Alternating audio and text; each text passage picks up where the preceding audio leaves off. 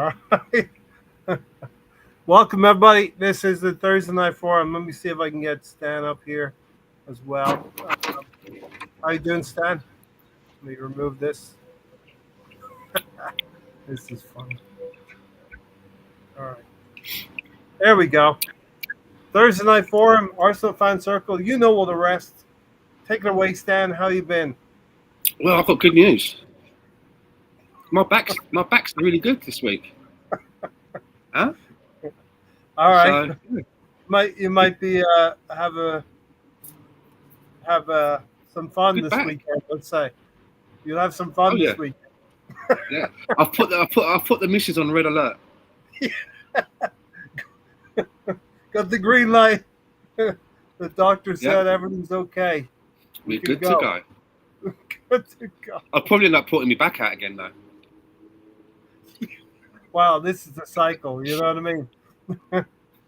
Yeah, You, you, you, you can keep your back in good nick, but then there's consequences. You know what I mean? there is consequences. Yes. All right. So it's been a week since we were away. I'm going to be away this weekend. It'll be another week before we talk again. So let's have a little chat, Stan, about the state of play after 4 games in the Premier League. Let's go to the Nottingham Forest game first. And we talked about this before we went live. We only really saw a few highlights here and there. I think I watched the first half of Nottingham Forest, but looking at the highlights as you did, Stan, and me looking at the first half, I thought we looked quite good against Nottingham Forest, and I was quite confident that we would put in a good display against them. Well, it was a 4:30 kickoff over here in Vancouver. 4:30 in the morning, and the pub doesn't open at that time. And they didn't have that match on Peacock, so I couldn't even watch it live or when I got up on a replay. So I watched, like some extended highlights, really. But Yeah, I mean, I was expecting us to get 3 points, and they've got a new manager in. They've got Big Ange back in the saddle. Do you know what I mean? So you know what you're going to get. You're going to get defenders at the halfway line, halfway line, halfway line, defenders at the halfway line all match long, which always makes it easy, right? Because he only plays one way. So I was expecting us to be able to run rings around them. Um, but the good thing about that match is it's good to see one of our new players, like little wee Martin Zubimendi, getting a brace. yes. All right, And listen. if you Anytime, if anytime if an you remember, Arsenal player scores a brace now, my mind's going straight to Stan, the man. Ah, a and brace. A brace, and you and say?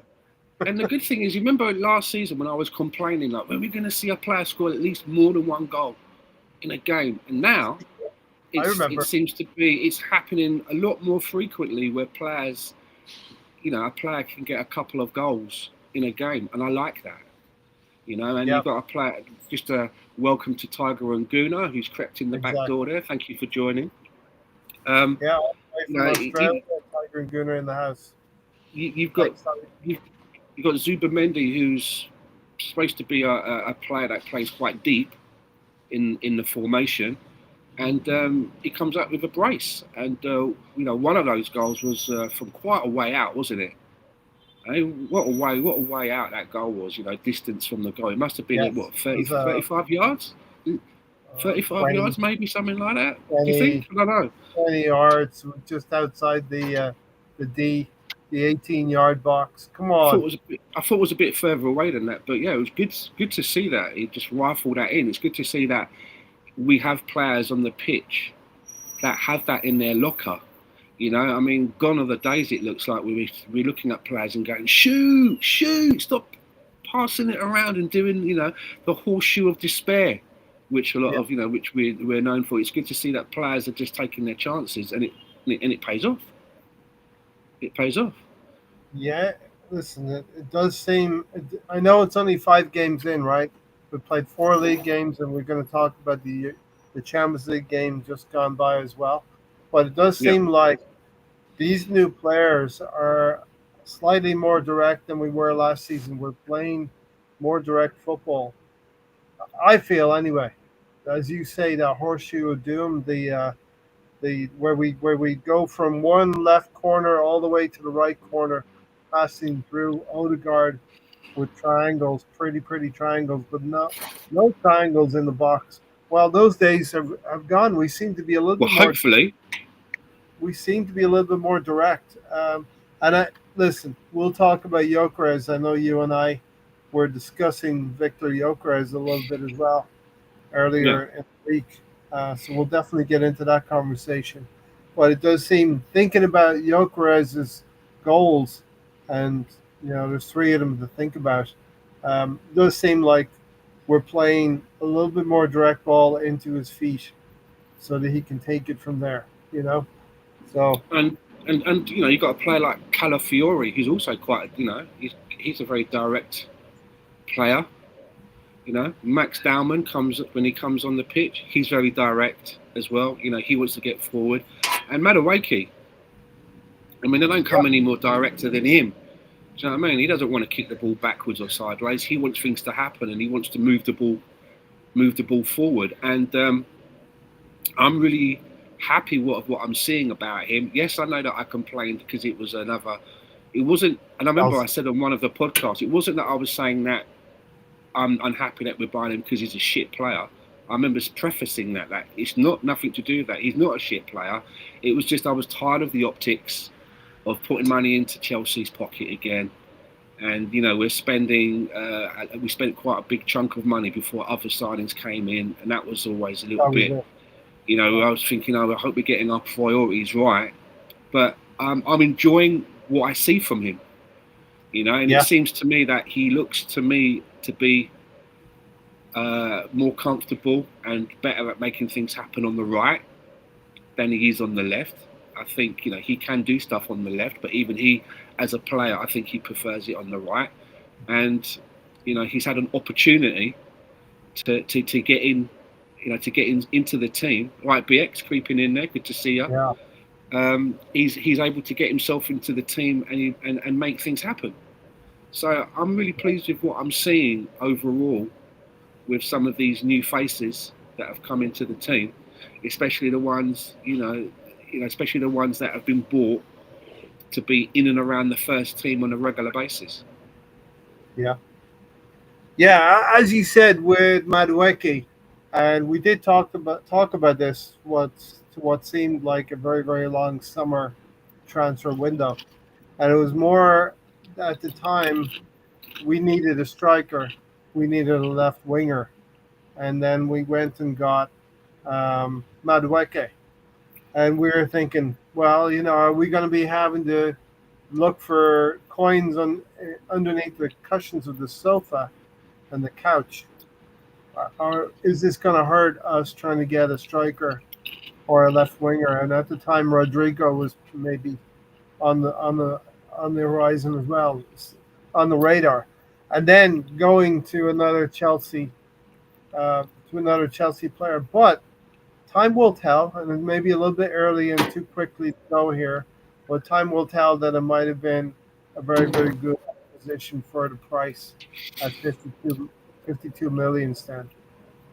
And he just seems to be, wherever he is, he seems to be the understudy now for Saka because he seems to have that role in the international side as well. If Saka's not absent, he seems to be the next one, the next cab off the rank, so to speak, for that spot on the right hand side. So he's keeping in good company, and as I understand it, for the England game, he's looked good there as well. He's Yeah, looked good on the international stage as well, wanting I to think he scored. be put. I think it was either him or Eze scored on their debut. Yeah, he Eze did score. That's right. scored. He did Yeah, score. Yeah, yeah. Now, it talking wasn't about the debut though. Madueke, and the acquisitions we got this summer have allowed us to not fear about William Saliba, not fear about Bukayo Saka, or even Havertz being injured. You know, there's three very big players for us: Havertz, Saka, and Saliba, and we're not missing a beat really when it comes to it. And Tiger and Gunner and BX are in the house, and so put your name down on the list. Put your name in the chat box. Let us know what you're thinking. Fire some questions in here. But Stan, Tiger is talking about Bosquera. He's calling Bosquera, but it's Mosquera, and he's not put a foot wrong in all of the minutes that he played in terms of Saliba being out. It reminds me of the Kivior situation when we lost Gabriel Megalegs, and we were like, oh no, he's such a key player. And we've seen Kivior had been playing on the left for a lot, for a while, and hadn't been looking too good. As soon as he was played in the centre of defence, he literally couldn't see the join. He was doing very well. And Mosquera now has had an opportunity. He may have been probably eased in a little bit more slowly, but because of a needs-must situation with William Saliba being injured, he's had to come straight into the team. And he's a young lad. I think he's only 20, if my memory serves me right. And he's come in, and a little bit like Kivior, he seems to not be, he's not putting a foot wrong. It's what I'm really happy about with Mosquera and our defence is now that we can afford to rest Gabriel and Saliba, and we know that we can put in Henkiape with Mosquera next to him, and not really be that panicked about it, because I think both of those centre backs, have a lot about them, and I think that they're going to be very good for us, and it's going to be quite exciting to see them playing as a pairing in maybe a cup game, right? Yeah, 100%. We do need to establish some of the automatisms between them. Then, though, they do need to play maybe a Carabao Cup game that's coming up.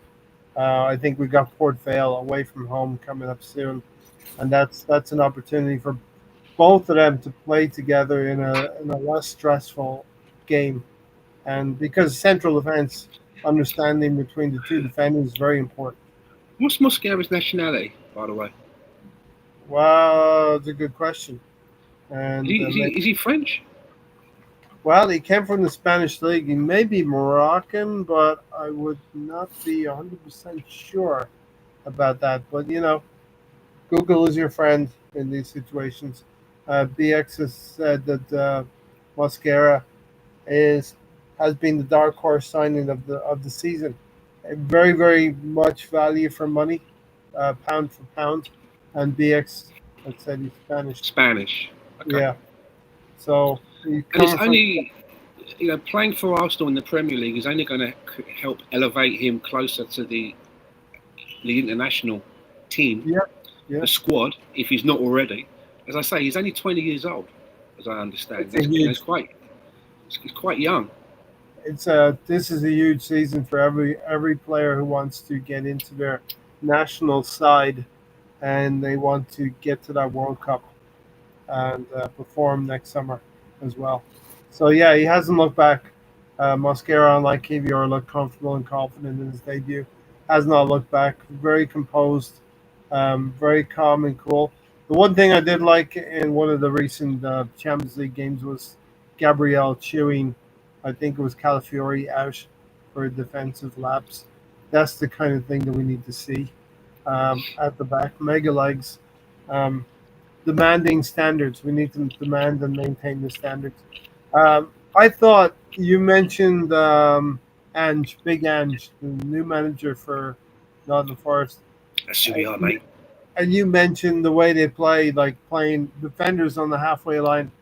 I actually feel he didn't have that much time to do anything with them. So they actually played like a Nottingham Forest team, if you know what I mean. That was my thoughts on that. Well, did you not see them? They played a cup game in the week against, I think it was the Carabao Cup. They played against Swansea, and they were 2-0 up, and they lost 3-2. I mean, that is just so Ange. Well, yeah. For me, you know what I mean? That is so Ange. That's why, yeah. And he didn't learn time to work with them. And he didn't learn his lesson, because this is the thing about, people not learning lessons. When he was the manager of Tottenham, I think it was in the Carabao Cup, they went out of that because why? He decided that he was just going to play a fresh 11 almost. And he got a lot of criticism about that, like, just rotating nearly the whole team and then not getting a result. And he done it again. That's what he did. He done the same thing again. Apparently, he rotated the team extremely heavily and paid for it. So Yeah, he did that he's with not he's Tottenham not last. he's not Yeah, learning. yeah. So that was quite a chuckle. Well, maybe Nottingham Forest are in European competition, so he's going to save it all up for the European competition. Four Spanish in the squad for Arsenal, not including Mikel. And Gabriel, yeah, Gabriel is just a natural leader and captain. And we want to see if Gabriel has another 5 or 10% to give, it will be in that leadership role and, chewing somebody out if you make a mistake, demanding Well, high standards. I think he's got every right to because I think he's gone through the same cycle as himself. I would imagine because when he first came to us, he made some rash decisions. He'd get himself carded, and it would cost us. And I would imagine that his teammates, his senior teammates, would have chewed him out about that, right? You know what I mean? We need you on the Yeah, pitch. You're no good to us if you're missing games through suspension. So, and he's learned from that. He's in that side of his game, has really improved. So he knows what it takes to play in this league, what it takes to play for Arsenal, and he's only doing what happened to him, and it helped him. It yeah. helped him in spades. So hopefully by him doing that, it will help someone like Calafiori. And you mentioned, staying away from yellow cards, staying away from sendings off. It does look like, going back to the on the first game, it does look like Mikel Arteta is learning these things. Calafiori's on the yellow card at one point in the game. He hooks him off for Mazu Skelly, who comes on. Martin Odegaard's another one that comes off. Eze and Madueke come off. Jokers comes off. So we're saving these players for what will be a tough season, what will be a long season. You know, some people complained about Gyökeres coming off after 70 minutes, and this happened again in Spain as well. But But I, he has been playing every game, and again because of the injury to Kai Havertz, he's probably getting more of a start and being pushed into the team a lot quicker. His assimilation to be an Arsenal player is probably happening a lot quicker because he doesn't have, we don't have the luxury, other than really Mikel yeah, Mourinho, to really play anybody else. So you got to step up. yeah, it would be interesting to see if Havertz was fit, ready to play, where his positioning would be amongst the team and amongst the squad, and maybe on the subs bench. Retroholic gamer, thanks for being here. Always, always love the interaction in the chat box as well. Um, I hate to make this comparison, says BX, but Mosquera and Gabriel remind me of Vidic and Rio. Not bad company to be keeping, right? Vidic and Rio Ferdinand. Yeah. Those two went on to win a few honors, as it were. So yeah, what the lineup stand: David Raya, Timber, Mosquera, Gabriel, Calafiori continues the left back on the Saturday, and then some people are commenting about this Real Sociedad midfield. Odegaard, Zubimendi, and Mourinho played on Saturday, and then you had Madueke, Jokeres, and Eze got a start as well. Was that for the Nottingham Forest game? Yeah, it was the Nottingham Forest game. That was your first 11. The only thing that I've known, and I mentioned this a few weeks ago, and I am seeing it. If you remember, I was talking about the left-hand side and my concerns when you play Calafiori and Eze, because Eze, as I mentioned, if you remember, he doesn't keep the chalk to his No. boots like Martinelli does. He likes to make those. He likes to bend in field, and Calafiori also tends to do that. And I do feel that they're kind of getting in each other's way at times, which is something that Yeah. I said was a concern of mine. If Eze's gonna make those bending runs into the middle, then we need Calafiori to be keeping the width more. Because when obviously he's playing with Martinelli, Martinelli is a player, and again, I don't know whether this is instruction or the way he plays his game. He does, hug the touchline more, which you can then allow someone like Calafiori to do his inverting is inverting business and coming. But if you've got both of them on that side doing it at the same time, and I did say this, if you remember, I said I'm not sure that's not going to work for me.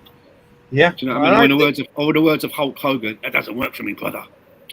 So, they're going to have to try and work that out between them and know when to go and when not to go if they're both going to keep creeping into the middle. Exactly. Teams will work it out. They'll know that they need to have somebody over on that side, and if the ball pops out and you can get it over there's going to be a huge gap. Yeah, down that side, right? And then we're going to have to rely on Megalegs to shuffle over, or Declan Rice, or Zubamendi to try and shuffle over to close that channel down. And then you're losing your compactness because players are, it's unnecessary danger. Because you've got two players and they're both kind of making the same arcing movement rather than one going and one. You know what I'm getting at? But we need a board. We need a board. So I'm doing this with my hands. We said this. We need to invest in some sort of a board. But you get my picture, right? They're both making these kind of curling inside runs, and that has to be sorted out. I have a board. I've had it for many years, but I just thought it was too cringe. To hold it up here and start moving magnets around. I'd be like Ruben Amorim then. I was about to say that. To say that. You'd have to call me, instead of Ray, you'd have to call me Ruben. You know what I mean? I don't want that. I don't want that. I don't want that. I think they're professional, though, Stan. I think as professional footballers, and with the amount of games that they have been playing together, and they will play, that they will come to that, and they will get used to each other's movements. And one goes in, the other goes out. That intelligence, I think they both have that. They're both internationals, Calafiori and Eze. They have that intelligence about them that they'll be able to work on it, even in the training field, on the pitch. Since Eze's been coming into the team and Calafiori's been in it, I've noticed it. So, hopefully, if I'm noticing it from the comfort of my sofa, I'd like to think that Mikel Arteta has his coaching badges and has paid a lot more than I am to watch Arsenal, and is sitting right on the touchline, is able to see it as well and address that. He doesn't like to leave. He's a stickler for details, right? And there's one right there that needs to be addressed for me. Yeah. So I do worry about that, and I want to see that. I want to see that situation fixed, because we could leave ourselves open, and if other teams are noticing that, they'll be prepared for it. Yeah, draw them in, and snap the ball out, and you've got like acres of space. We are saying all of that, having just conceded one goal all season as well, up at Anfield. So that's not too shabby. What we do need, and a piece of magic as well. A piece of magic. That one goal that we've conceded in 5 games now, 5 games, and I've been saying on this broadcast for some time that I honestly believe, and I'm not saying it with an Arsenal hat on, that when it comes to being off of the ball, we're one of the best in the world, not Europe, in the world, because we just don't let goals in. We just don't. Yeah. And if we can build on that, by getting goals in the back of the net, happy days. Is it too early, Stan, to make an assessment of where we are right now, beginning of the season? We talked about having a difficult start to the season, first 5 or 6 games, and we're coming up in. We'll preview the City game a little bit later as well, but we're coming into a City game where, it'll be the 5th Premier League game, and once we clear City on Sunday, it'll get a lot easier after that. Yeah. So your thoughts at the start, 3 wins out of 4. Well, if you look at the 5 games that we've played so far this season, to have won 4 out of 5 games, that's not to be sniffed at. No. And to only have 1 goal conceded against you is not to be sniffed at.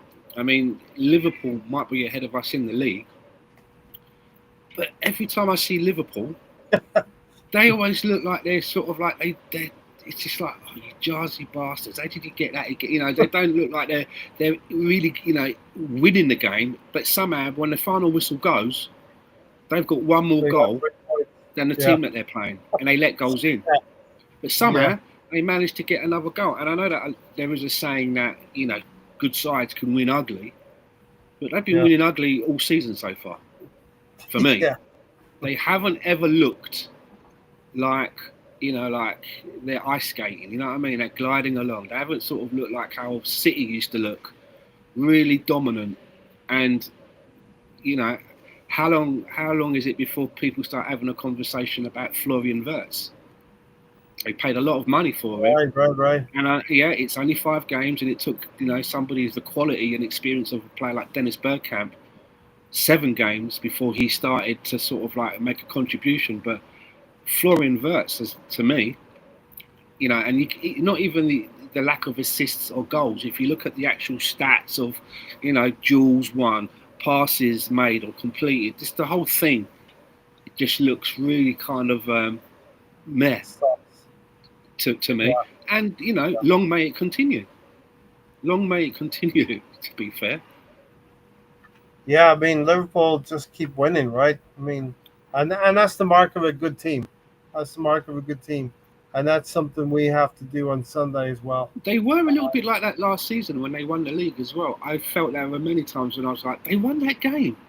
How did they win that game? They look like a bag of shit for most of it. So, I mean, I don't know if this is going to be their style, if this is the slot style, because I keep thinking to myself, surely at some point this is going to cost you. At some Uh, point, surely. Yeah, yeah, I agree with you 100%.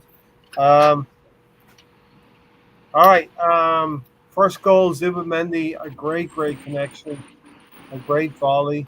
He managed to keep the ball down.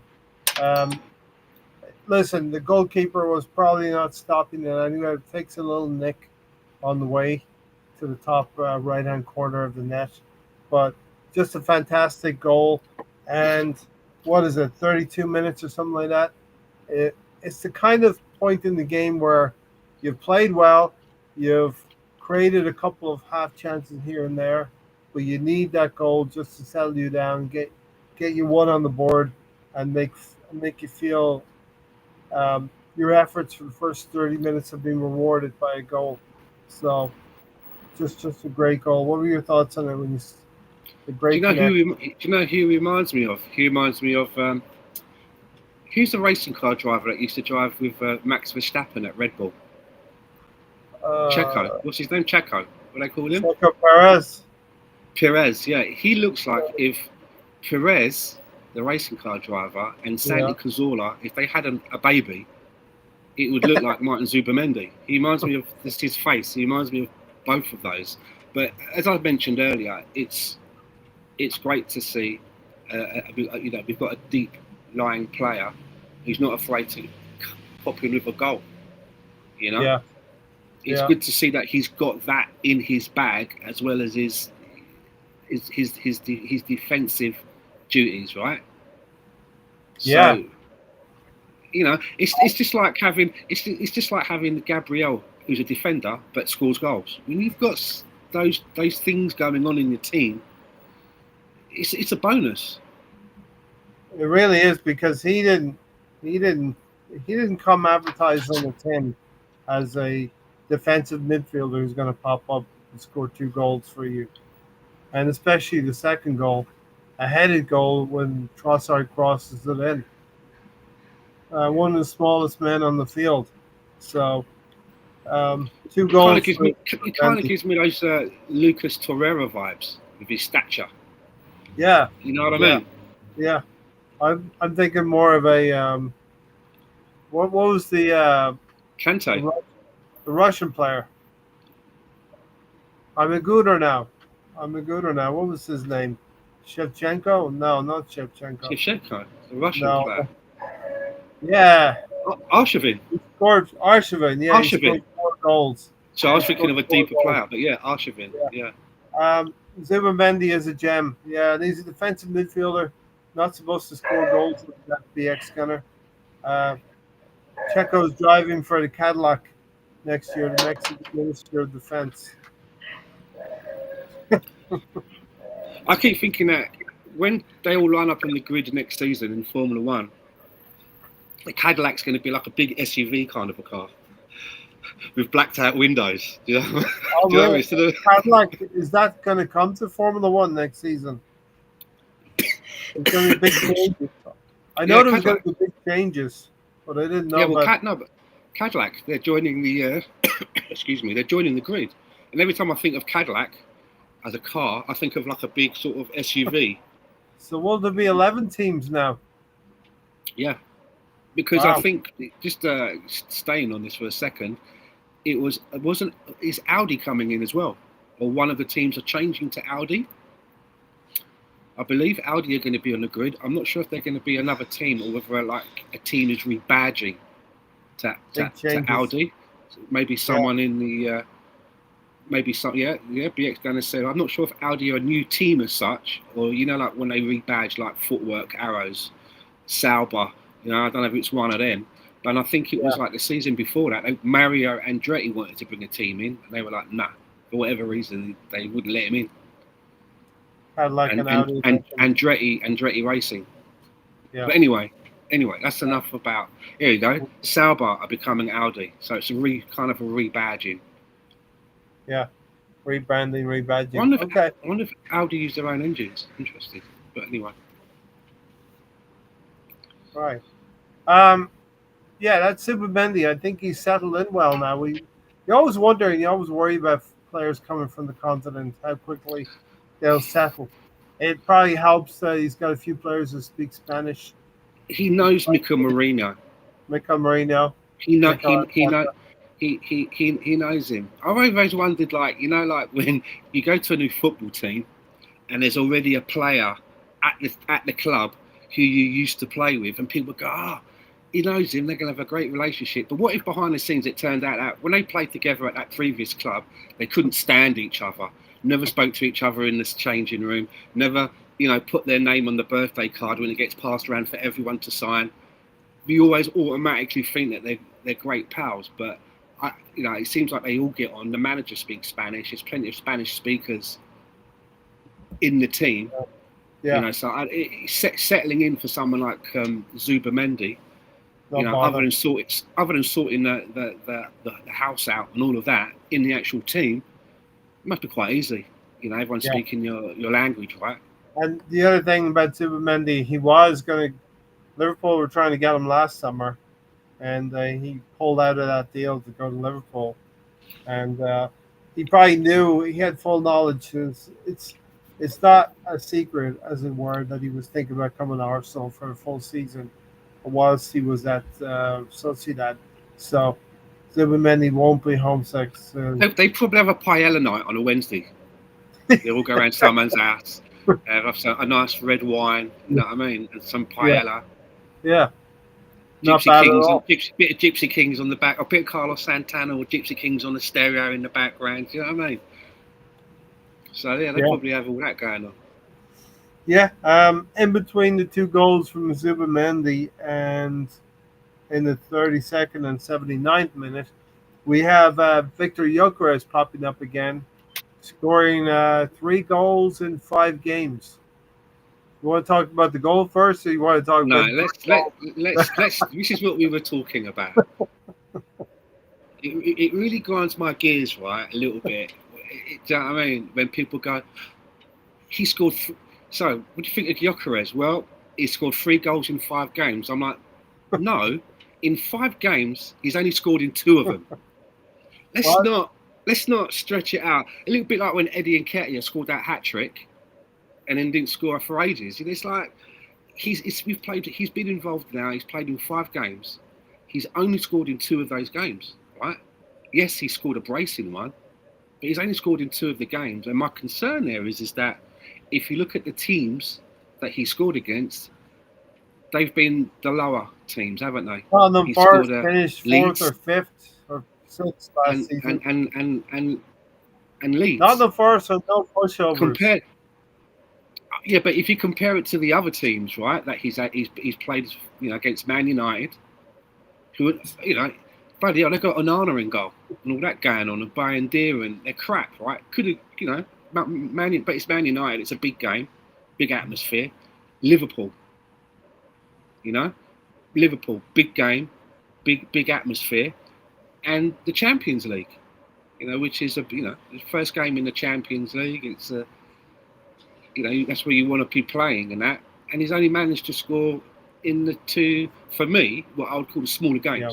All right, so that's my concern, right? And this is a player that, basically, apparently he could score in his sleep. The record that he came with, do you know what I mean? The guy he's supposed to be like this top finisher. And I'm like, I'm not seeing it yet. I've not seen it yet. And if people want to say settling in, we just said a minute ago that it's quite easy to settle in these days. I mean, at Arsenal, they literally like pick you up in a horse and carriage and roll out a red carpet. It's like a state visit when you come to Arsenal. They do the video. Do you know what I mean? You get that little red box that they give you with your shirt all folded up nicely. Do you know what I mean? They make a big deal about welcoming you, making you know all about their heritage. So the settling in period for me, should be. I am a little bit concerned that he hasn't. I'm not seeing like Haaland Mark II. I'm not seeing like goals out of nowhere. Do you know what I mean? I'm not seeing it. So all right, I'm gonna come back with my retort of my rebuttal. My rebuttal to this debate. We all accepted that when Gyökeres came to the Premier League, he wasn't going to be as prolific as the Portuguese league. We all accepted that, but if he would get half the goals, it didn't sound like no, it didn't. No, I have to stop you right there, please, if I may. When we knew that we were signing Gyökeres, people weren't saying that he's not going to score as much as I was, but I was in a minority. People were thinking that it was going to be like a transference of that's what we're buying. No. That's how it came to me, that we were buying a player that was not the majority of people. We should have just bought Ollie Watkins then and get rid of all that settling in period. Because if he's only going to do that, why did we spend all that? Do you know what I'm getting at? We could have got something else. If we're saying, he's only going to score nine or 10 goals and get 6 assists, we could have looked closer to home and not taken as much of a gamble. He was brought in, and everybody, for me, was kind of had this aura that he's coming in and he's going to be a contender for the Golden Boot. He is right now. He's leading the charts, I believe. What, 3 goals? Yeah. Okay, but you know what I'm saying? When it all shakes out, surely Haaland's right up there, right? Haaland's just scored. He's just scored his 50th Champions League goal in 49 games. It's a record. We're talking about Premier League here. We're talking about the 4 games. I know, but I'm just saying. I think Haaland must be above him, and that's that. Who finishes the who? What you're saying at the end of the season, he's going to be on 3 goals, and everyone else is going to be on 2 and 1. Doesn't work like that. No, I'm not saying that. I think that you're listening to a loud minority if you thought that Haaland was going to come and have a transference from the Portuguese league to the Premier League. Gyökeres. That's the feeling that I got, and it was being sold to me. That's the reason that we were buying him, because he is this like prolific. Do you know what I mean? People were pointing out that if it wasn't for the when you get is it the Ballon d'Or or is it the Golden Boot for Europe? One of these awards, yeah. Mbappe got it, but he scored less goals than Gyökeres. But they have a rating system that in the Portuguese league, it's like you get 1 point for a goal there, whereas in other leagues you get 2. Yeah. So do you know what I mean? So he was never going to win it, right? So people were pointing that out. He should have won it. He scored more goals. Well, I think you're backtracking. And that's what I'm kind of saying as well. There is a weighted system. If you score goals in the Portuguese league and you score 50 in the Portuguese league, I'd be happy if you come to the Premier League for Arsenal and score half of those goals. If he gets 20, 25 this season, that's a prolific season for Gyökeres. I don't see it. Yeah. Listen, the other thing is Ollie Watkins is it's the wrong side of 30 years old. Victor Jokeres is 26, 27 years old, supposedly coming into the prime of his life, the best years of his life as a footballer. You know what I mean? Hitting his peak. So I understand what you're saying as well. He has scored 2 goals against Leeds, a promoted team, and he scored that 1 goal against Nottingham Forest as well. Um, I can make excuses for the first game of the season not really being conditioned and 100% fit up at Old Trafford. And then, secondly, at Anfield, where I think we don't want to admit it, but Mikel Arteta was a little bit conservative in his approach at Anfield and would have happily taken probably a 0-0 draw at Anfield, even though we did go for it. And I know the media have packaged it as we weren't ambitious enough. Well, we played just as much football against Liverpool as they did against us. So that's my thoughts. I think Gyökeres has settled quite well now. We've seen one Gyökeres style goal from the Portuguese league, where you would translate that the first goal against Leeds. Yeah, we've seen that in the Portuguese league last season. Um, is he going to do it against every team? I don't think so. And does he need to score away from home? Yes. So, Stan, if you want to take my rebuttal and rebuttal I my mean, rebuttal. I admit that it's only a small bite size, but that's all we've got to go on, right? That's all Yeah, we can really all we can really discuss. But yeah. at this moment in time, I'm a little bit like, Underwhelmed. a little bit. Yeah. Like I say, we've played 5 games and he's only scored in 2 of them. If he scored in 3 games out of 5, I'd be okay. This is nice. This looks Okay. promising. Well, If he scored in 4 games out of 5, I would be like, wow, four all right. games and he's 5 games and he scored in 4 of them. So if he didn't have that You brace know what I mean? and he scored against Athletic Club in the Champions League this past Thursday or Wednesday, whatever it was, or Tuesday, you'd be happier. You still Well, have 3 goals over 3 games, over 5 total, right? yeah, I would Okay. be happier. So I a would be little, happier. Look, it's a as I little say, bit, look at Eddie Nketiah scored a hat trick, but where were the rest of the goals yeah. as the season went Well, on? all Do you right. know what I mean? You're You'd being a rather little have bit 3 goals spread disingenuous. out. You're being a little bit unfair comparing him to Eddie Nketiah. No, I was just saying about he scored a hat trick, but then I'd rather. I'm sure Eddie, looking Yeah. back, would say, "Oh God, I wish those goals were spread out a bit." One of them could have been was a match winner. Yeah. Against United or something. BX said, I think Gabriel cracking his goal derailed him in the last match as well. These, I mean, you can package these as excuses as well, right? Mourinho in the 10 isn't doing Gyökeres any justice in his defense. So that's calling out a lack of creativity in midfield. We have enough from Madueke and Eze as well. I think Gyökeres is going to get enough chances to prove himself. Retroholic Gamer said, I agree. Aubameyang came to the Premier League, settled in straight away in a much worse team. It was a Wenger team, and it was an attacking team. Maybe Arteta sets up slightly a little bit on the conservative side is something we need him to do, is to open things up a little bit. He's been attacking the goal in chances he's been given. He needs to be fed a little bit more with the chances. I think Victor Gyökeres would have been better if he had a Finn Havertz with him in the team. I don't know about that one. I get the feeling if it's either going to be Havertz or Gyökeres, and I don't know if they could work. They could work well in the same team. Stan. I could maybe see Havertz playing instead of Mourinho, and when we're more on the ball, Havertz is kind of like almost playing as a second striker, if you will, in that space that's slightly behind, right? And he brings the chaos as well. And I think that's what Mikel Arteta wants from Mikel Mourinho. Mm-hmm. Because Mikel Mourinho, I mean, he knows where the goal is. I mean, he got a hat trick in his international duty. Yeah, he did. Right? I think he's not seen as a defensive midfielder, which is what I kind of thought what we were getting was a central midfielder, slightly maybe defensive.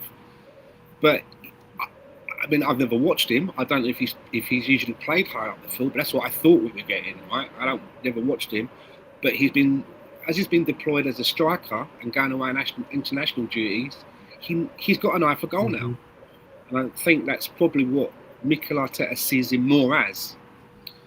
So it will be interesting to see what he's. If you're using him, Gyökeres and Havertz in the same team, then what does that mean? That Mikel Mourinho is on the bench as a striker in waiting to come on in that position. Yeah. Do you know what I mean? And then we've got Gabriel Jesus coming back. When everybody is fit, the whole team is fit.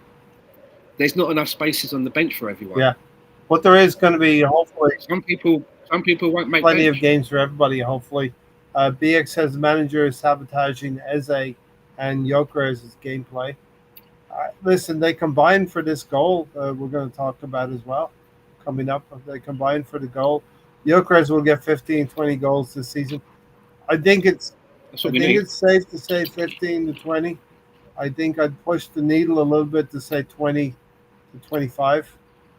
Maybe, you know what I mean? I'd be happy with that. I'd be happy with 15 to 20 goals and say 6 assists, 7 assists. Yeah. Because it's goal involvements, right? 100%. I agree, playing Eze out of position doesn't help. And if you have a front five of Havertz, Gyökeres, Saka, or Madueke with Odegaard and Eze behind them, this team will be perfect. I think in this game, Nottingham Forest, you had Eze on the left, Gyökeres through the middle, and Madueke on the right. And I thought they combined really, really well as well. Without Martinelli, without Saka in the team as well. That's a really good sign, Stan. Yeah. But, I mean, you always have to make sure that you've got a good bench.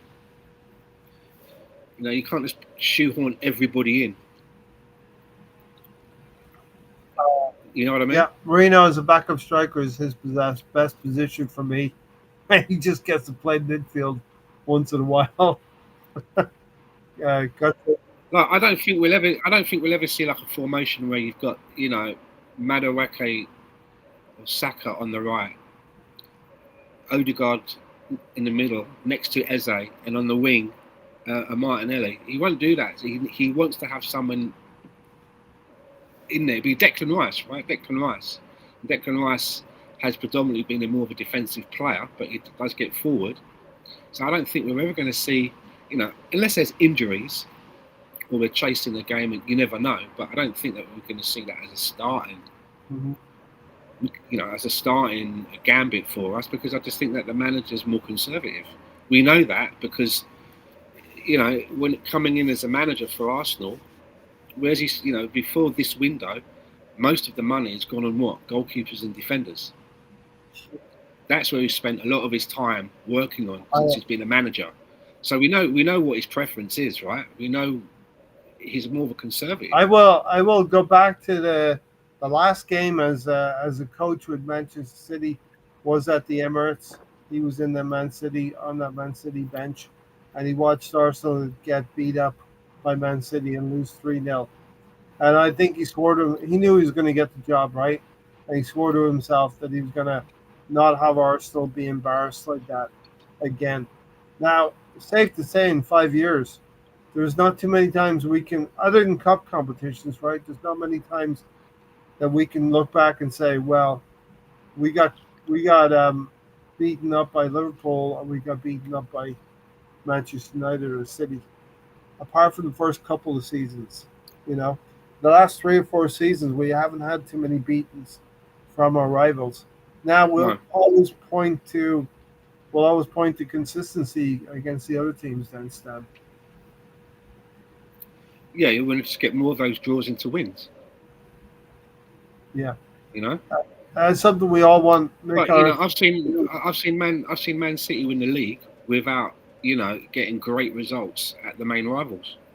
yes, yes, Do you know what I mean? I've seen them do that. It's not a case where they're you know smashing it against the teams that yeah. are around them. Arsenal were criticized for losing at Anfield, but yet Pep Guardiola, I think, the whole time he's been with City for 8 or 9 seasons, only got one win at Anfield as well. There you go.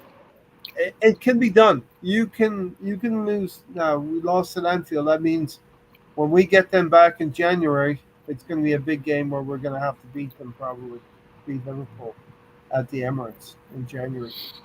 I think Mo Salah will be on at the African That's Cup right. of He's Nations. on Afcon. Yeah, he Yeah, is. so be ready for that because Liverpool fans will point that out. But we didn't have Bukayo Saka at Anfield either, and we played the game there. You know, so it's going to come down to fine margins, and we we need to hang on to the coattails of Liverpool. Um, Come January, we should be stacked in attack with Gabriel Jesus coming back as well. He'll probably play some cup games. We're going into four competitions as prepared as we can be. Yeah, we got 3 out of 4 in the Premier League so far. The one win in the Champions League, where you would feel our Champions League draw was pretty comfortable, and you would feel that we could navigate the Champions League quite well to the knockout stages, whilst maintaining a fight in the Premier League as well, not forgetting about the cups as well, which is something we need to manage the squad now. Love Jesus' work rate, BX, but also agree with what Gary said too. He's too injury prone. If he gets fit, he probably gets sold, and that's probably the thing with Gabriel Jesus. Stan, we get him back playing coming up to January, and then we look and see what the market dictates to us in terms I of moving. think You that, know, and I work with a guy from Brazil. I think that he's going to go back to Brazil in January. I don't know. I don't know how long his contract he's got left with Arsenal, but the only thing for me is it's like the wages that he's on.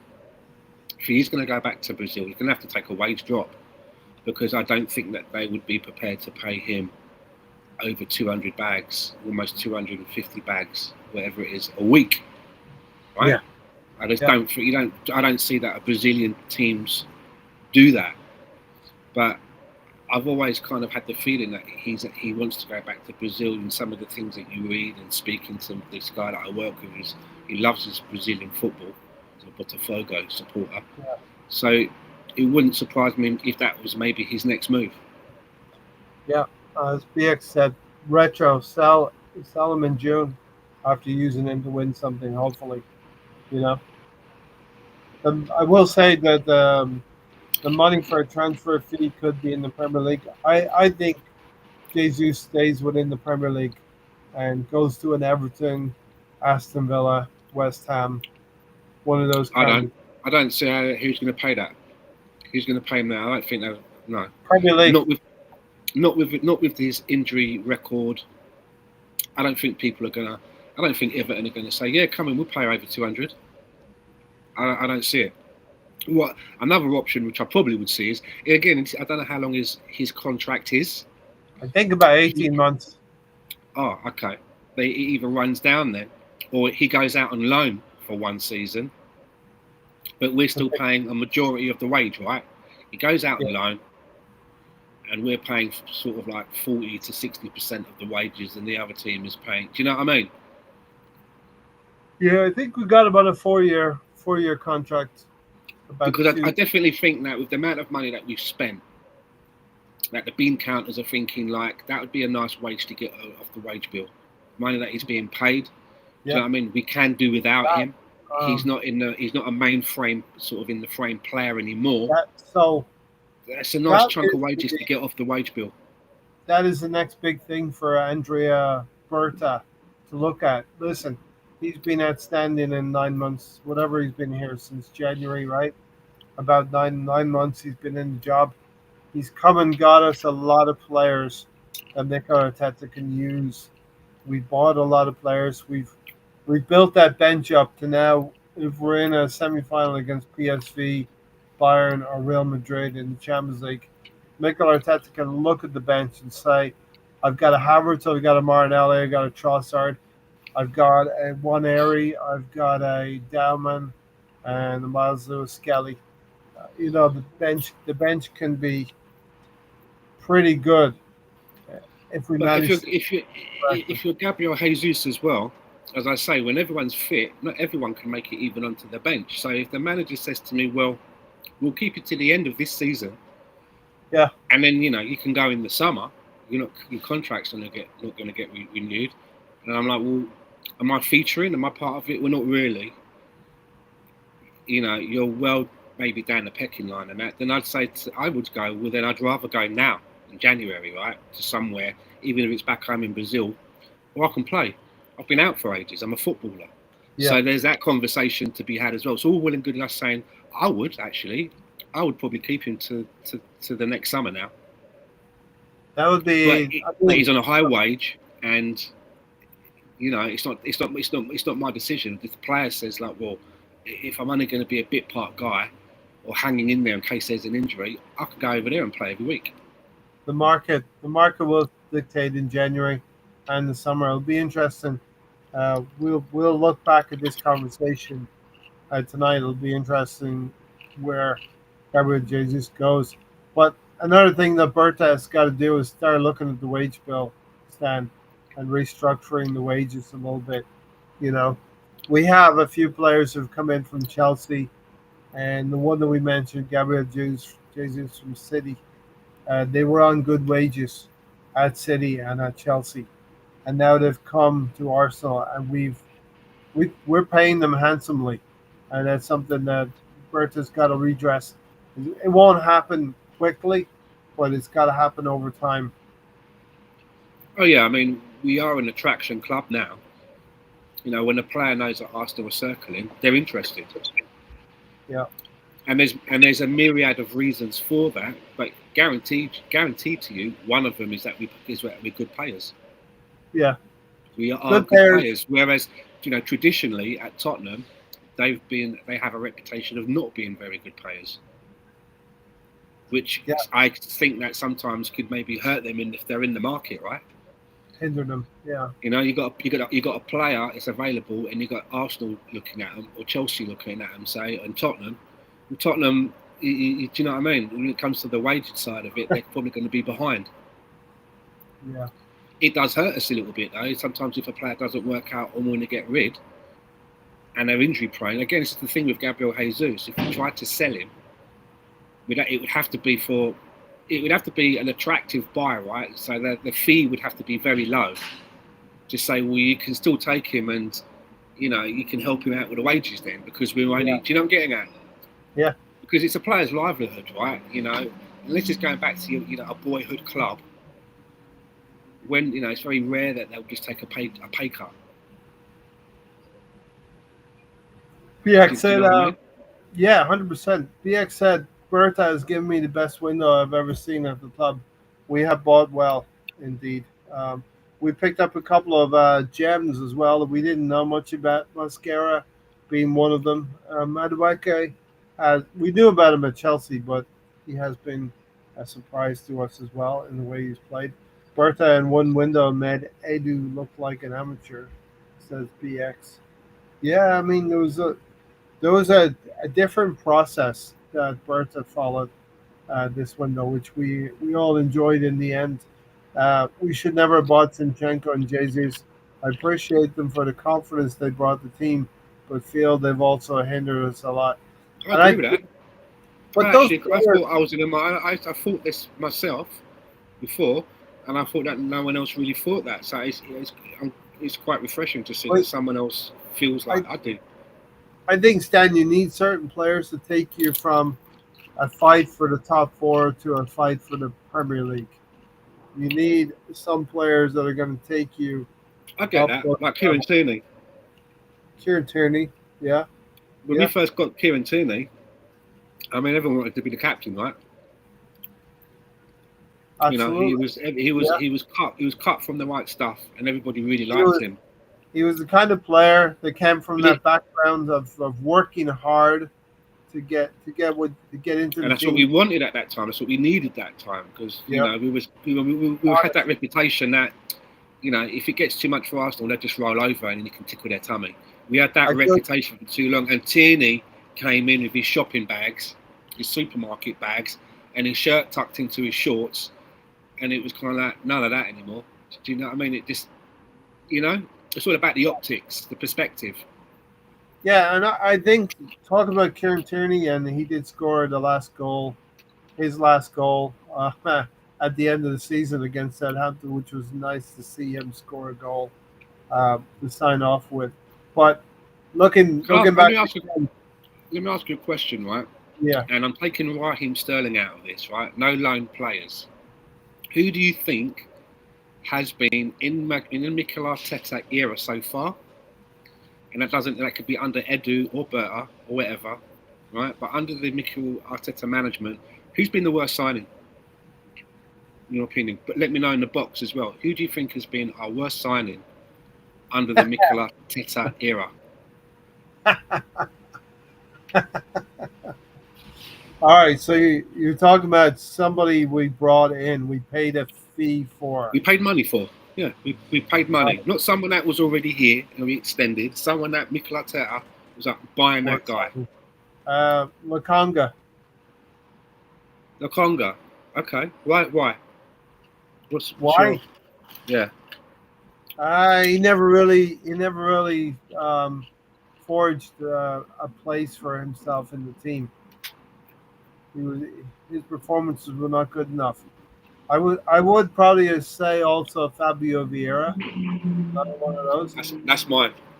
Yeah, Teabag, unfortunately. because and it's relative, right? Because we paid over 30 million for Fabio Vieira, That's the thing. whereas we That's the paid thing. 17 or something for Lakanga. That's the Difference thing, was isn't like it? 20 million, you know. You know, and at that time, 35 million odd.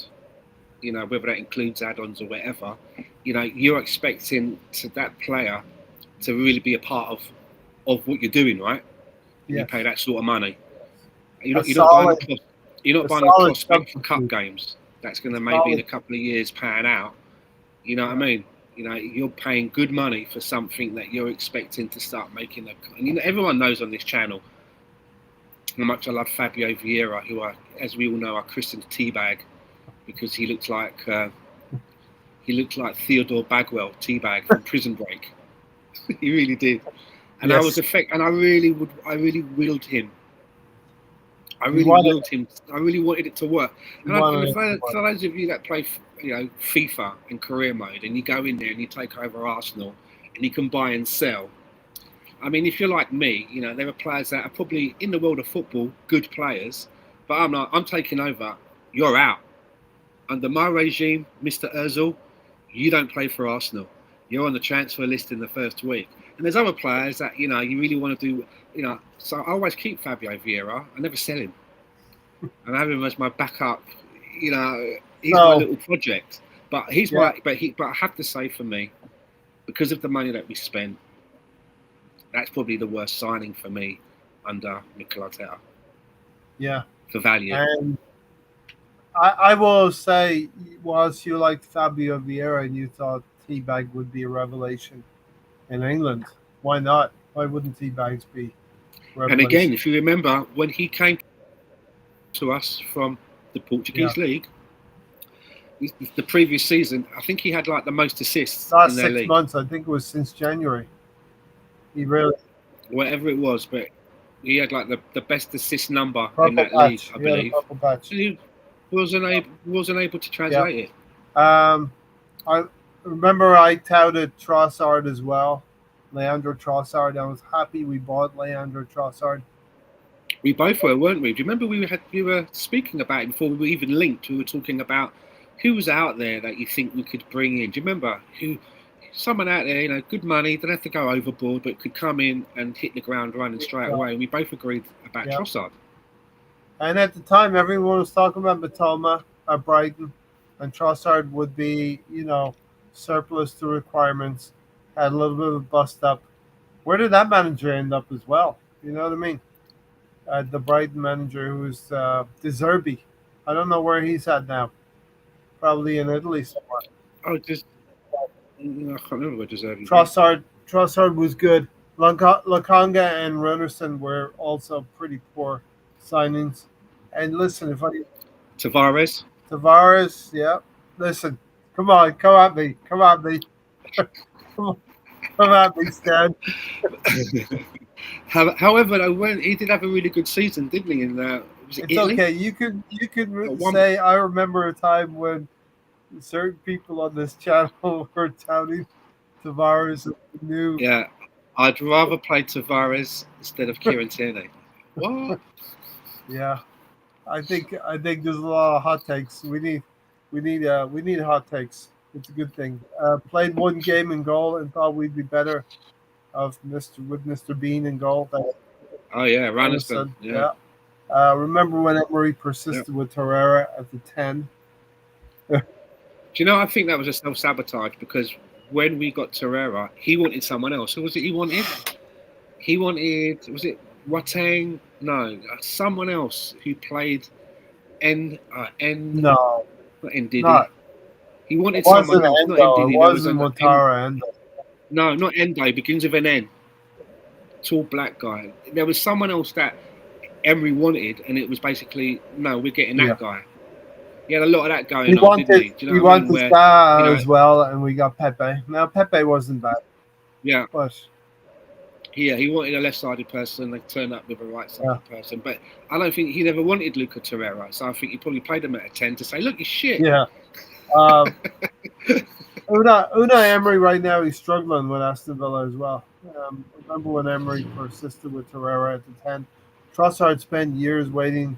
Uh, And that's it, Zogbia. Zagbia. Okay. Zogbia. Trossard spent years waiting to play behind Hazard for Belgium with the number 10. He has been wasted at Arsenal. Listen, I think he's done pretty well in his career with Arsenal so far. Never been prolific, but Trossard can always pop up with a goal. Right, sure. Wenger had some bad signings under Santos. So listen, we'll come back around to this. And Stan probably getting the beer right.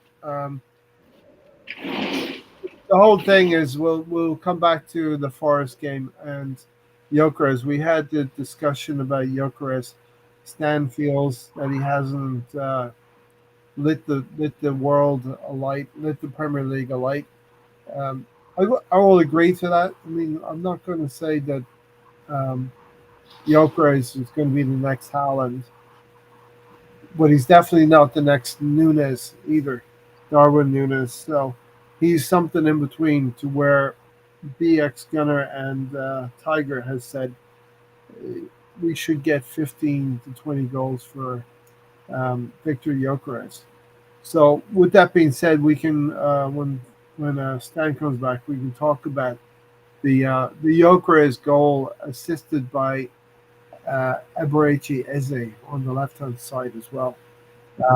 And this again was another long ball. I think it was from Calafiori, and we saw the Calafiori long ball. And this is the reason why Calafiori is in the team right now. He's keeping Miles Lewis Skelly out of the team, and Hincape also out of the team, which I know Stan has been talking about Hincape. When we see him, we saw a little bit of him in the European game on Tuesday night, but Calafiori is keeping both of those players out of the team. Another great ball by Calafiori over the top, over the head of the Nottingham Forest player, and Eze's onto it in a flash. The ball is bouncing inside left channel, and as you would expect from Eze, he's got the quality now to be able to take that ball in the half bounce and direct across into Gyökeres' path, into that perfect channel between goalkeeper and last line of defender. Something we've not seen many Arsenal players be able to do. Maybe Trossard could do something like that, Stan. But now we have a forward in Gyökeres. What do you He's not a Darwin Nunes, but he's not a Haaland. So that remains to be seen what Gyökeres is going to be this season. I'm glad it's not Darwin Nunes. I have to Definitely say. not Darwin Nunes. We put that one to bed quite early in the season. But then the quality of Eze's assist was just he just put it on a plate for Gyökeres. He can't miss from there. No, and I hope we're going to see a lot more of that as well. And I think Madueke, again, is also that kind of player who's looking for things to happen to cause a scoring opportunity. And for me, I think so far this season, Calafiori has been, I think, maybe our best player Yeah, scored the goal. on the whole. Scored the goal off Old Trafford and assist. I think He does make things he happen. assisted in two of the three Gyökeres goals. Um, I don't know if he even got fouled for the penalty. I don't know if it was him that got fouled for the penalty at Leeds. But I'm sure I remember hearing or reading in an article or hearing or something that in his younger days in his career, he played as a forward. I think it might have been his welcome video or something like that. He played as a striker, so he's aware of that part of the game. He's no stranger to that, right? so great vision from Eze. Anyway, I think Tony's on his way. is that Tony? He's parking up. Yeah, he's just parking up. Great vision by Calafiori into Eze. Just great. The class of Eze. We knew the thing we feared about Eze that we would see this in a Tottenham shirt, and that was just something that the world could not see. It was something that sparked a board meeting at the Arsenal on the eve of Eze coming to Arsenal. It's like, guys, we can't let this happen to Eze.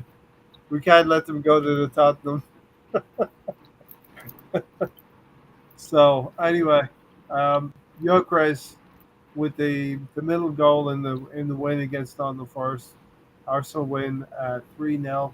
A pretty open and shut run of the mill game for Arsenal. And this is important. What I just said is important, Stan, because we're going to need some of these run of the mill games. We're going to need to win 3-0 with no fuss. No, so far, I don't want to. I'm going to knock on a lot of wood here, right? We haven't had any referee controversies, no VAR controversy so far. And it's important to go through a season and have some facile wins because there's going to be games where they are tough and we're going to have to go to the last man to win games. Liverpool, like I said, you referenced Liverpool. I think they won most of their games. They've gotten the winners in the last 10 minutes of the games. Yeah, they keep snatching it. That's including added time. You know what I mean? So they're winning in the 93rd, the 88th minute, the 96th minute, and even the one against Burnley at the weekend. A little bit of a sickener because you think Burnley are hanging on for a point. Tiger wants me to stop talking right now. No VAR controversies, Tiger. It's been pretty easy going for Arsenal so far. Can Eze play across the front three? Yeah. Yes, but are they in his best position? No. We need to see him in a more central role. I think, Stan, I think Eze's got that quality. You could see it anywhere in the forward line. Anywhere around that number 9. I'd like to see him maybe have a bit of a floating role, but I don't know if Mikel Arteta is the sort of manager that allows for that. Yeah. You know what I mean? You've got if you're playing that position, your job is this. If you're playing this position, your job is this. Do you know what I mean? Yeah. I would love to see that. I don't think. I'm not sure if Mesut Ozil would have liked playing under Arteta. No. Do you know he didn't. I mean? Yeah. You've got to do some defensive work as well. Look at Martinelli. Yeah. Ozil was playing like prime Salah back in the day. Without you want to back Martinelli, but he's probably one of the best defensive wingers out there. Yeah. Yeah.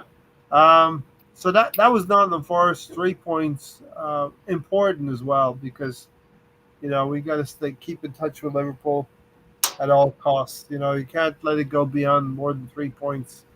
And so we go to Europe now.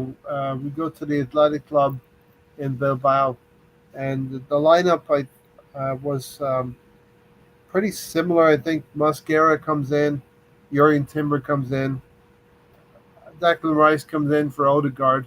Odegaard injured his shoulder against That's right. Dortmund. Again, Seems to be a recurring thing now.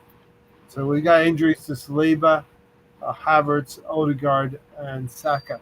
Last season that would have killed us. Jesus. Jesus as well. Last season that would have killed us, Stan, but not so much this time. And we go back with the same forward line: Eze, Gyökeres, Madueke. Again, going off highlights here. I don't think you saw the game live, and I didn't see the game live No, either. I was at work. Oh Comes at lunch, 12 o'clock when I'm at work. Gutted. Yeah, you got to put some food on the table. That's it. But yeah, we have this clash of heads with Gabriel Megalegs and Gyökeres. So Gyökeres, you see it in the highlights. Gyökeres wearing this headband. It's not like a fashion. I think he Fashion bought it off. I think Madueke had a spare one. Yeah, you get that. Here's a good question for Retro. Well, Lawrence, do you think Lawrence will be back on the show? Probably I not. can confidently say no. No. Probably not. Okay. Our iced tea is not strong enough for Lawrence. I'll just say that much. Our Arsenal, the concentration of Arsenal, is not strong enough for Lawrence. So, but there you go. so I didn't see that game. I just saw highlights. But Yes. obviously the noticeable thing about that game overall is the substitutions, right? A lot of people have been talking since then about Arsenal's depth. Look at the depth they've got. Look at the depth Arsenal have, And he's brought on Trossard and Martinelli, Yes. and they both combined for both goals. And Yes. and there's a part of me that's glad to see that with Martinelli, because he has, as I've always said, I thought that he's kind of started to plateau a little bit. And hopefully, the last fire of the dice is, if he's no longer going to be an automatic starter, is that going to light a fire under him or not? And then Not I think only it was, light and a there was fire. light a fire under him. Get him like G'd up. Make him just maybe find that little bit extra that's Not been in only there. light a fire, Sometimes you don't know it's there, because that you're going to get, you're going to get picked for the next game. There is nobody else. You know what I mean? Now That's he's just got a little taking the bit of pressure off him a little bit. Stan. maybe. That's taking the pressure off him. Now, But I mean, he's not the guy who has to do everything on the left. You know what I but mean? his goal that he scored, the first touch when he received the ball, his first touch is Yeah. that's Or the second perfect. one. The second That first touch. touch where he brings the ball down as he's running at speed, right? That first touch that he does with the side of his foot to bring the ball down. Well, the first Continue that touch. stride, brilliant. The first touch That's how I is saw it.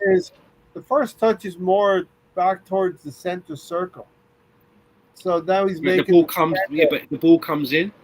And he's running, and he has to bring the ball under control with that first touch. It could have gone anywhere. But that's If that was me, touch. the ball would have ended up going behind or some shit. But that first Yeah. touch that I saw, because I watched the replays, and I was thinking that first touch with the side of his foot, for me, was just touch.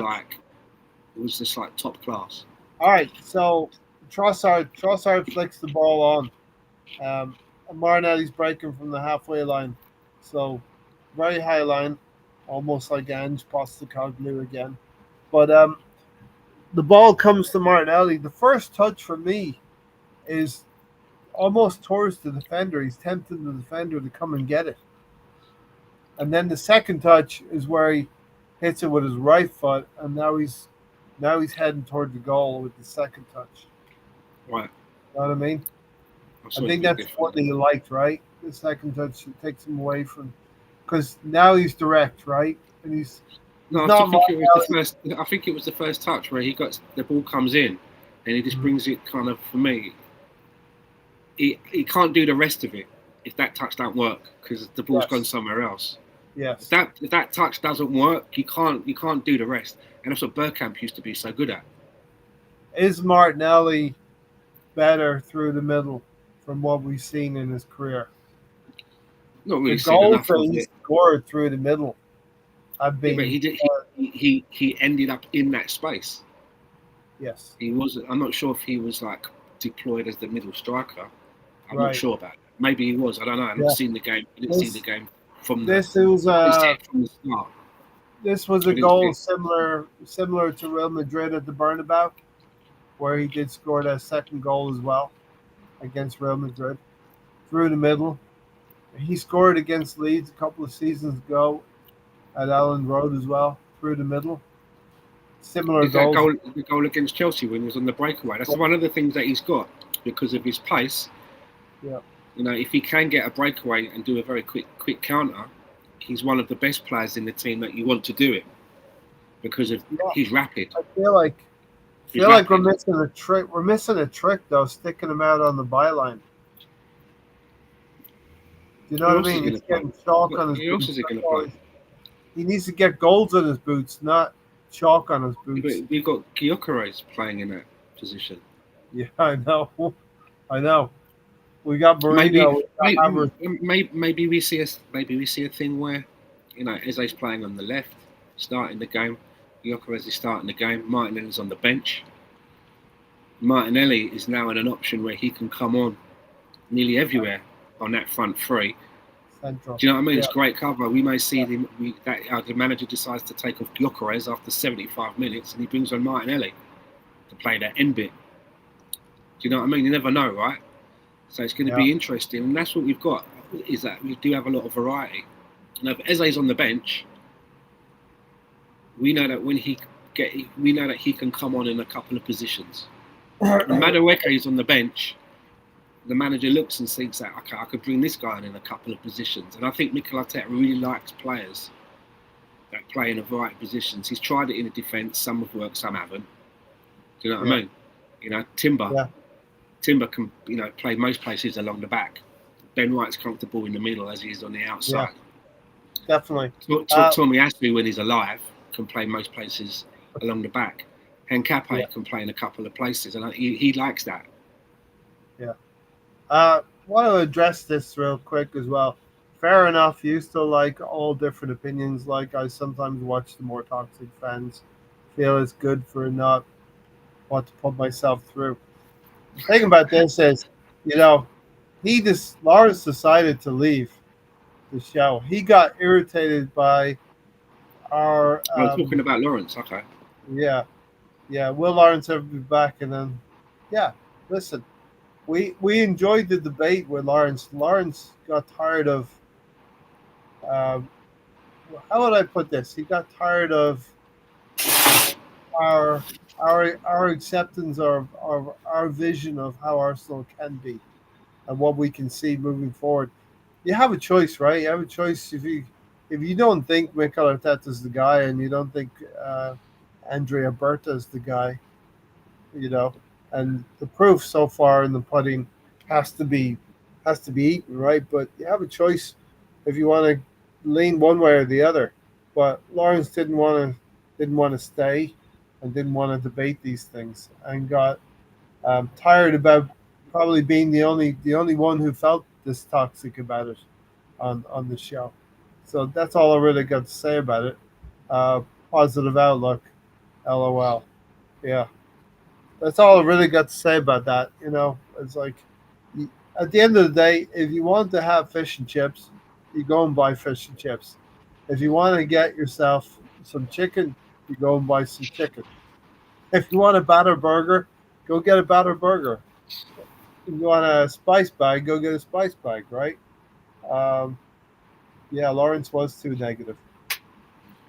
It's the Lee Gunner fan, right? The only thing I would say in this whole kind of thing is it's like, you know, I watch various podcasts. One of the key reasons why I will watch a certain podcast is it's like the news.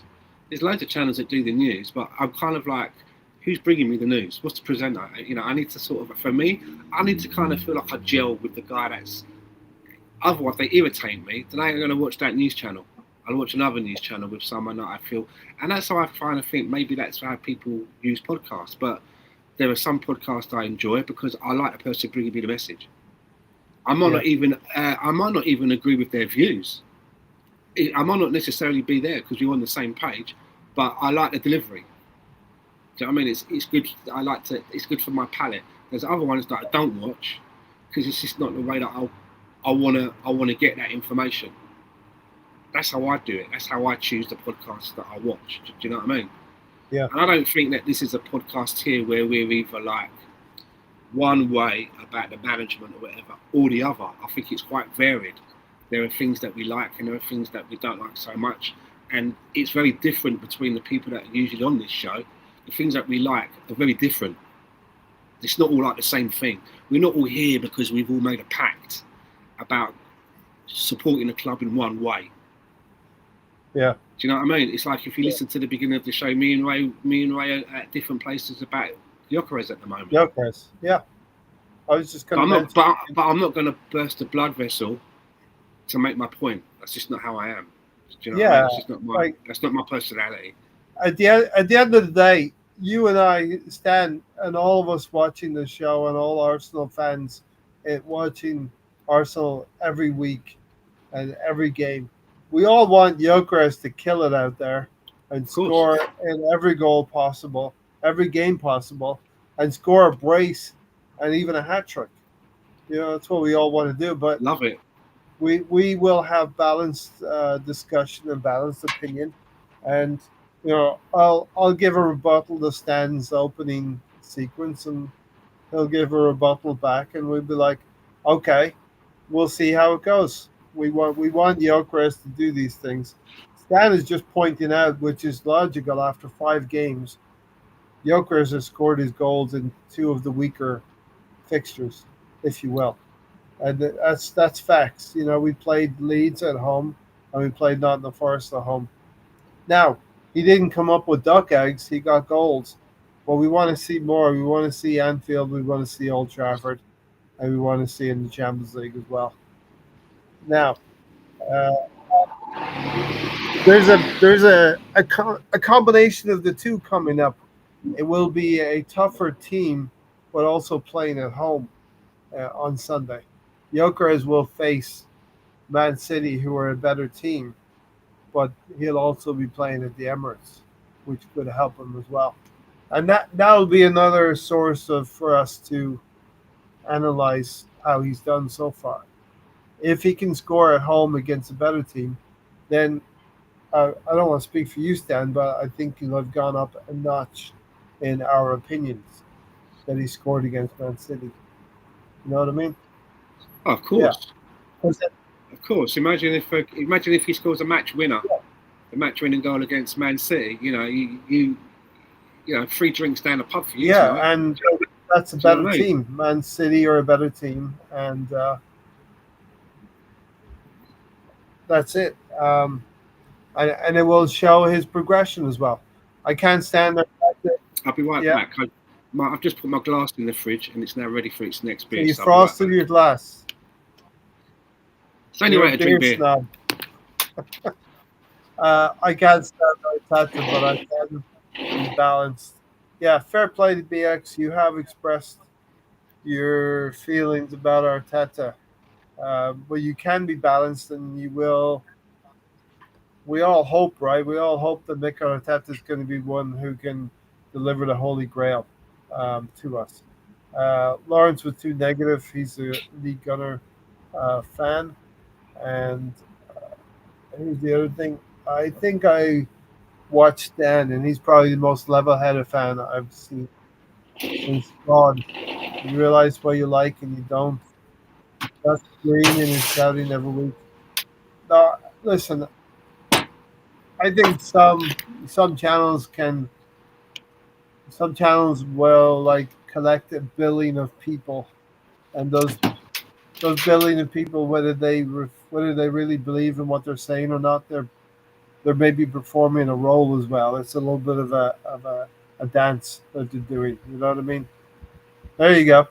I think I think I watched Dan, Thank and you. he's probably the most level-headed fan I've seen since Claude. You realize what you like and you don't.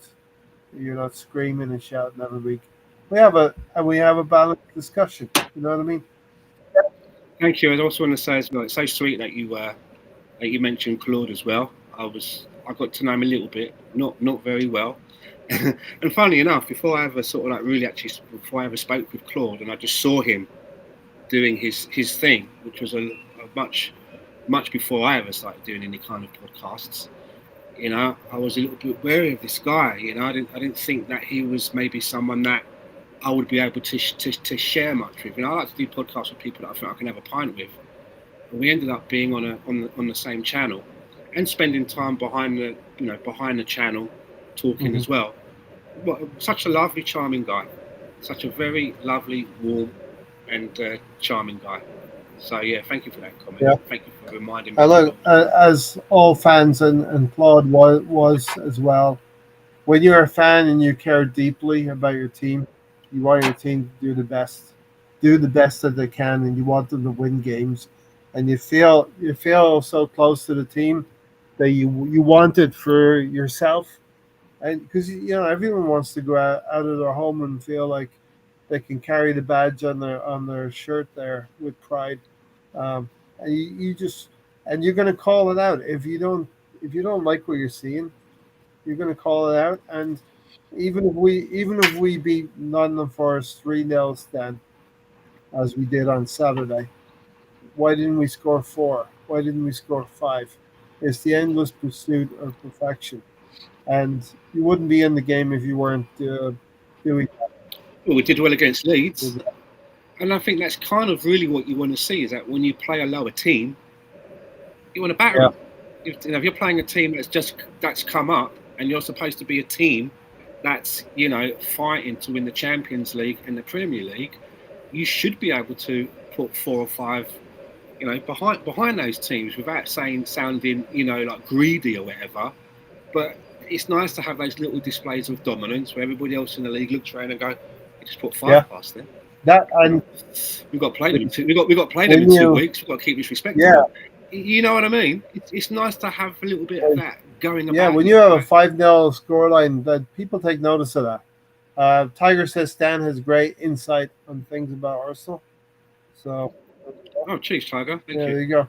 Listen, And I always think, Stan, just because it's you, we're up here on the podcast talking about it. We have our opinion is just as important as our the chats' opinion are just as important as us. I think we're all in this together, and that's the way I see it anyway. You know, um, and I also think for this season especially, you know, having been the bridesmaid now a few uh, times, and having had and think when the Cronkies first came to Arsenal and they got their majority share, there was a lot of discourse, wasn't there? If you could cast your mind back, I remember watching videos of live feeds of people outside the stadium and gathering and on not non-match days and making a big fuss about it, and they what was didn't that? want We the we care Cronkies too in. or something, or what Yeah, was it that's called? right. The We Care too and all of that. But I mean, you fast forward now to where we are today. You have to say that they've really put the club in a good place. And so this season now, with the amount of backing that we have had, and not only financially, we've managed to get someone in like Berta who's able to disperse those funds in the right Yeah, way. He sounds like he doesn't just sit back and let Mikel Arteta like run the show. He's no, no, no, no. Listen, listen, listen. There's this other area here, and he's the way he's gone about his business. The one thing that we really need to do this season, if we really want to win it, we've all got to be together on this. All got to be yeah, together. Do you know what I mean? And what I mean by that is, it's not just like if we do get a bad result on a particular, we can't just keep tearing into it on social media. And I know it's really difficult, but we can't. It's obvious that players look at this stuff and all that, right? And then it becomes like a bigger picture, and other fans start talking about it. For me, it's like I really want to try and bite my lip. Obviously, you're going to get to a stage. If you're throwing the league away, you're going to know that at some point, and then you're perfectly within your rights to say, like, look at this. we're in fourth place and we're like 11 points or what. Do you know what I'm getting at? If you find yourself in a situation like that, I understand if that's in the season. But if we're still going strong and still going strong, you just got to bite your lip. And if at the end of the season we don't get what we want, and it's not because of trying, there's been, you believe that there's other reasons that should have been addressed after this manager's been in for so long and should know what he's doing, then you've got every right to just blow your top. Fair play to you. I'd probably be blowing my top as well. But I do think that until it's certain that we're not going to blow the league or the Champions League, we've got to be like that extra man. Do you know what I mean? We've got to give them every kind of piece of voodoo and help that we can if we're going to push it from second place to first place. Because we've been last season. Last season was really tough because of the injuries, and just like falling further and further away from Liverpool.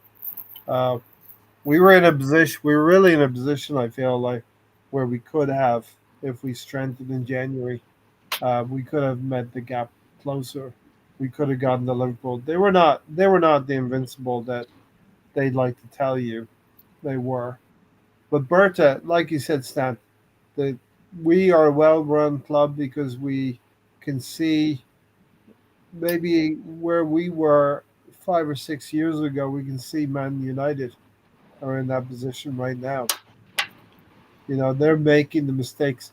It's all about recruitment. It's all about recruiting the right kinds of players, the right players with the right temperaments, the players with the, you know, what's here, right? If they, because you can get a player, you can get players who have the skills and the talent, but you need players who have that burning desire within them to win, to want to go and win games, to want to go and train correctly every week and live and live live and eat correctly for their bodies to be ready every 3 and 4 days from and now.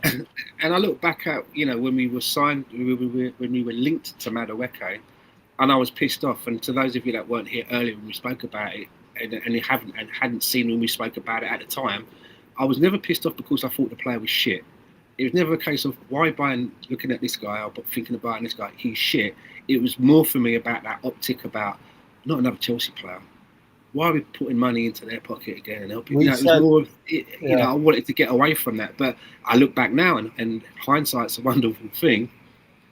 We bought Madueke so that they could end up with Garnacho. Do you know what I mean? I know what side of the deal I'd rather be on. yeah. And the other thing about that is as well, if you as you live the window, right? So everybody's we have our lives. We go to work. We hurt our back. We get our back in order, and then we hurt our back again. But you go through the summer, right? And if we had known if we could just skip right through to the end of the window when the window slams shut, and then we say, okay, we got all these players. But what's important is maybe what the thing that complicates this is that we don't see the players that we have at the end of the window. We just see, oh, we've got Madueke before we've satisfied the striker position. Yeah. So, as we said during the summer window, it is important that Well, we're how used to it, aren't we? How how many they, times has it been like we've needed maybe a midfielder or an attacker, and then the window shuts, and you say to yourself, we bought another left back. Or another yeah. player that plays in defence that's going to play. Why are we stockpiling? I look like we're trying to corner the market on left backs. It's like if you need a left back, you have to go to Arsenal. It's like they play at left back. I can imagine people ringing Mikel Arteta and go, "Do you want to buy player X?" And he's like, "No, I don't want to buy player So X." And then they go, what's and then they go, "He can play at left back." He's like, "Really? Hold on, now keep talking. You've got me interested. Keep talking." why is it difficult to hold your face until the end of the window? You know, Look, he's just Un- walked in. who? Man Somebody's like here. Alonso. He's here. Alonso. Hey, pal. Where? Hope you're doing well. Just crept in there. Alonso Oh, sneaking okay. in. Hello, hello. I thought he was in the green room. Right? He was like, "Let me enter." You know what I mean? Hello, everyone. Alonso's in the house. Soon to join us, maybe. I agree. I think the Russian guy who had shared partnership, Asimov, what's his name? yeah, Asimov. really screwed us for a long time. If we had Kroenke's full ownership for those years before, I think we'd be sitting here with more titles. Indeed. I actually think it was David Dean who screwed us. And as much as David Dean has a good reputation, it's like if you're going to sell your big shareholding, you should be trying to engineer it so that you've got someone to come in who at some point is going to take on the ownership. But he brought two people to the table and left them to fight it out. Why would you do that? That doesn't make, business-wise, I don't understand. That doesn't make any sense. Yeah. And there was a standoff for ages, right? This one wasn't going to spend any money because I don't know if this one, if they're going to end up the winner, right? The other one's not going to really make a big investment because he doesn't know whether he's going to be the winner. Yeah. And there was like this, it's just a stalemate that held us back a bit. Yeah, definitely. So yeah, we talked about. Well, we were in the middle of the Martinelli goal. A great piece, a great finish. We've seen this before from Martinelli. We wonder if we could get him more central through the season, what he could do. But this is a big confidence booster. Of course, he needed it. He was getting heat, right? He was getting lots of heat. Well taken goal. Eze had just started on the Saturday in the Premier League, so he needed to respond.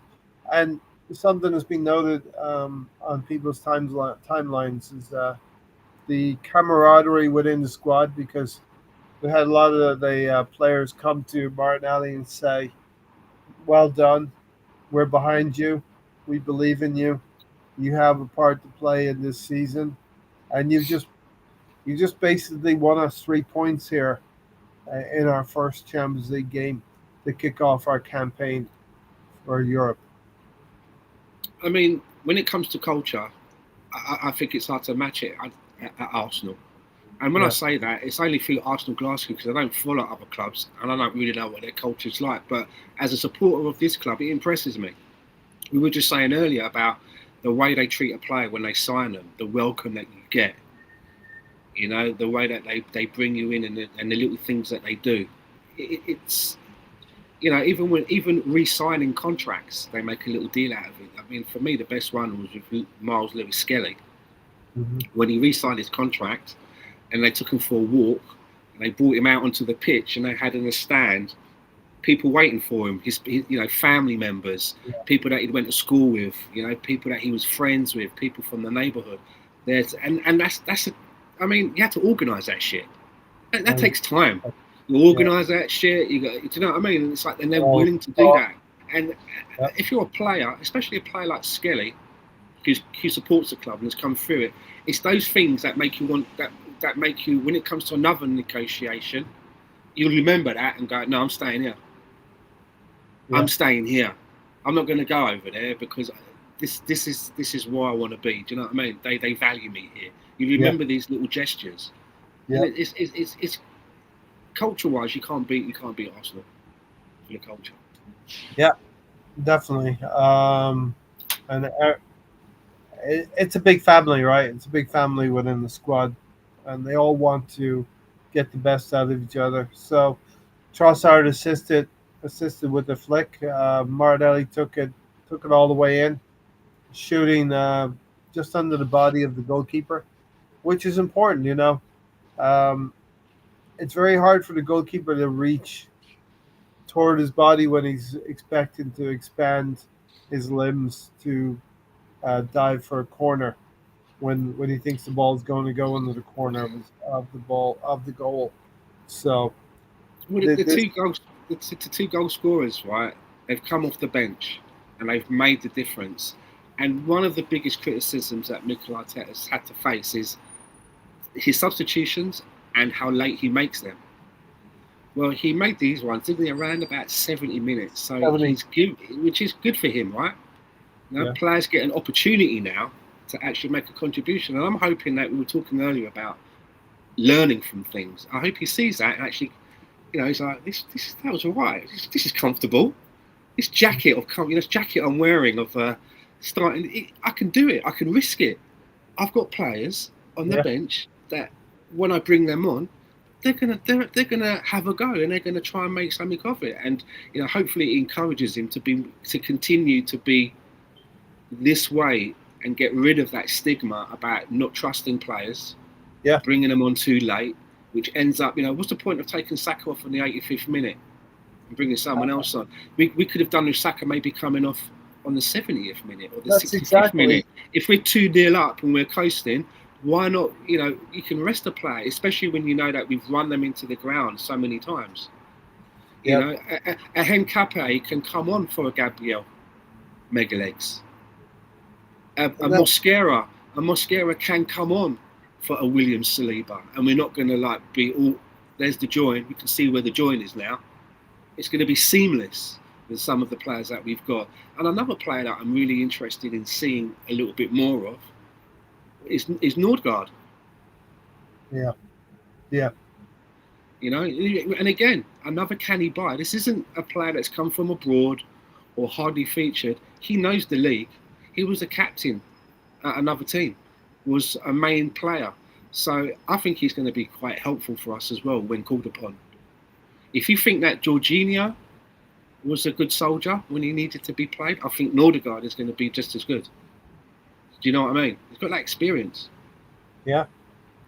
Nordgaard's the type of player who is coming to the twilight of his career, and so as was Jorginho, right? It's a very similar fit, what they've done there. He will do everything in his power to get his hands on a medal. We talked about Kieran Tierney earlier in the podcast as well. So happy that Kieran Tierney goes back to Celtic, where he's going to get more trophies at Celtic, right? But he's got himself an FA Cup medal and a couple of community shields as well for his time being at Arsenal.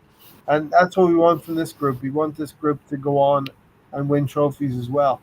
Nordgaard can be part of a couple of cup campaigns and maybe play some Premier League games as well, Of course, we've brought in players from the Premier League, Eze, Nordgaard, Kepa. Madueke. Now we've brought these players in, Madueke, Havertz. These are players that are playing, that know the Premier League, but they actually find themselves now in a situation where we're actually not just like in the middle of the table trying to get into a Europa, if we can, or maybe win a cup. We're in an opportunity where we could actually win the league. This team's come second for the last 3 seasons. This could be it. Someone like Nordgaard could find himself having a Premier League, which he probably thought was out of the question where he was, right? No disrespect. We're if people think Liverpool are the favourites, we are the best equipped to chase them. And that's why we'll talk about Sunday in a little bit. That's why Sunday is going to be very, very important. Anyway, Tony, thanks for joining, everyone. Say goodnight, Tony. Good night, Tony. Good night. What is with this late arrival? Just swanning in at 1 hour 48. What's going on? Central time. Central time. My neighbor asked me over for some beer, so. No, you were sat in your trailer, and you were sat in your trailer on set, and you wouldn't come out because you didn't like the script changes. Being a diva. No, welcome, Tony. Free beers. It keeps going dark. It looks like stands in witness protection. I know. Free beer, I can't blame you.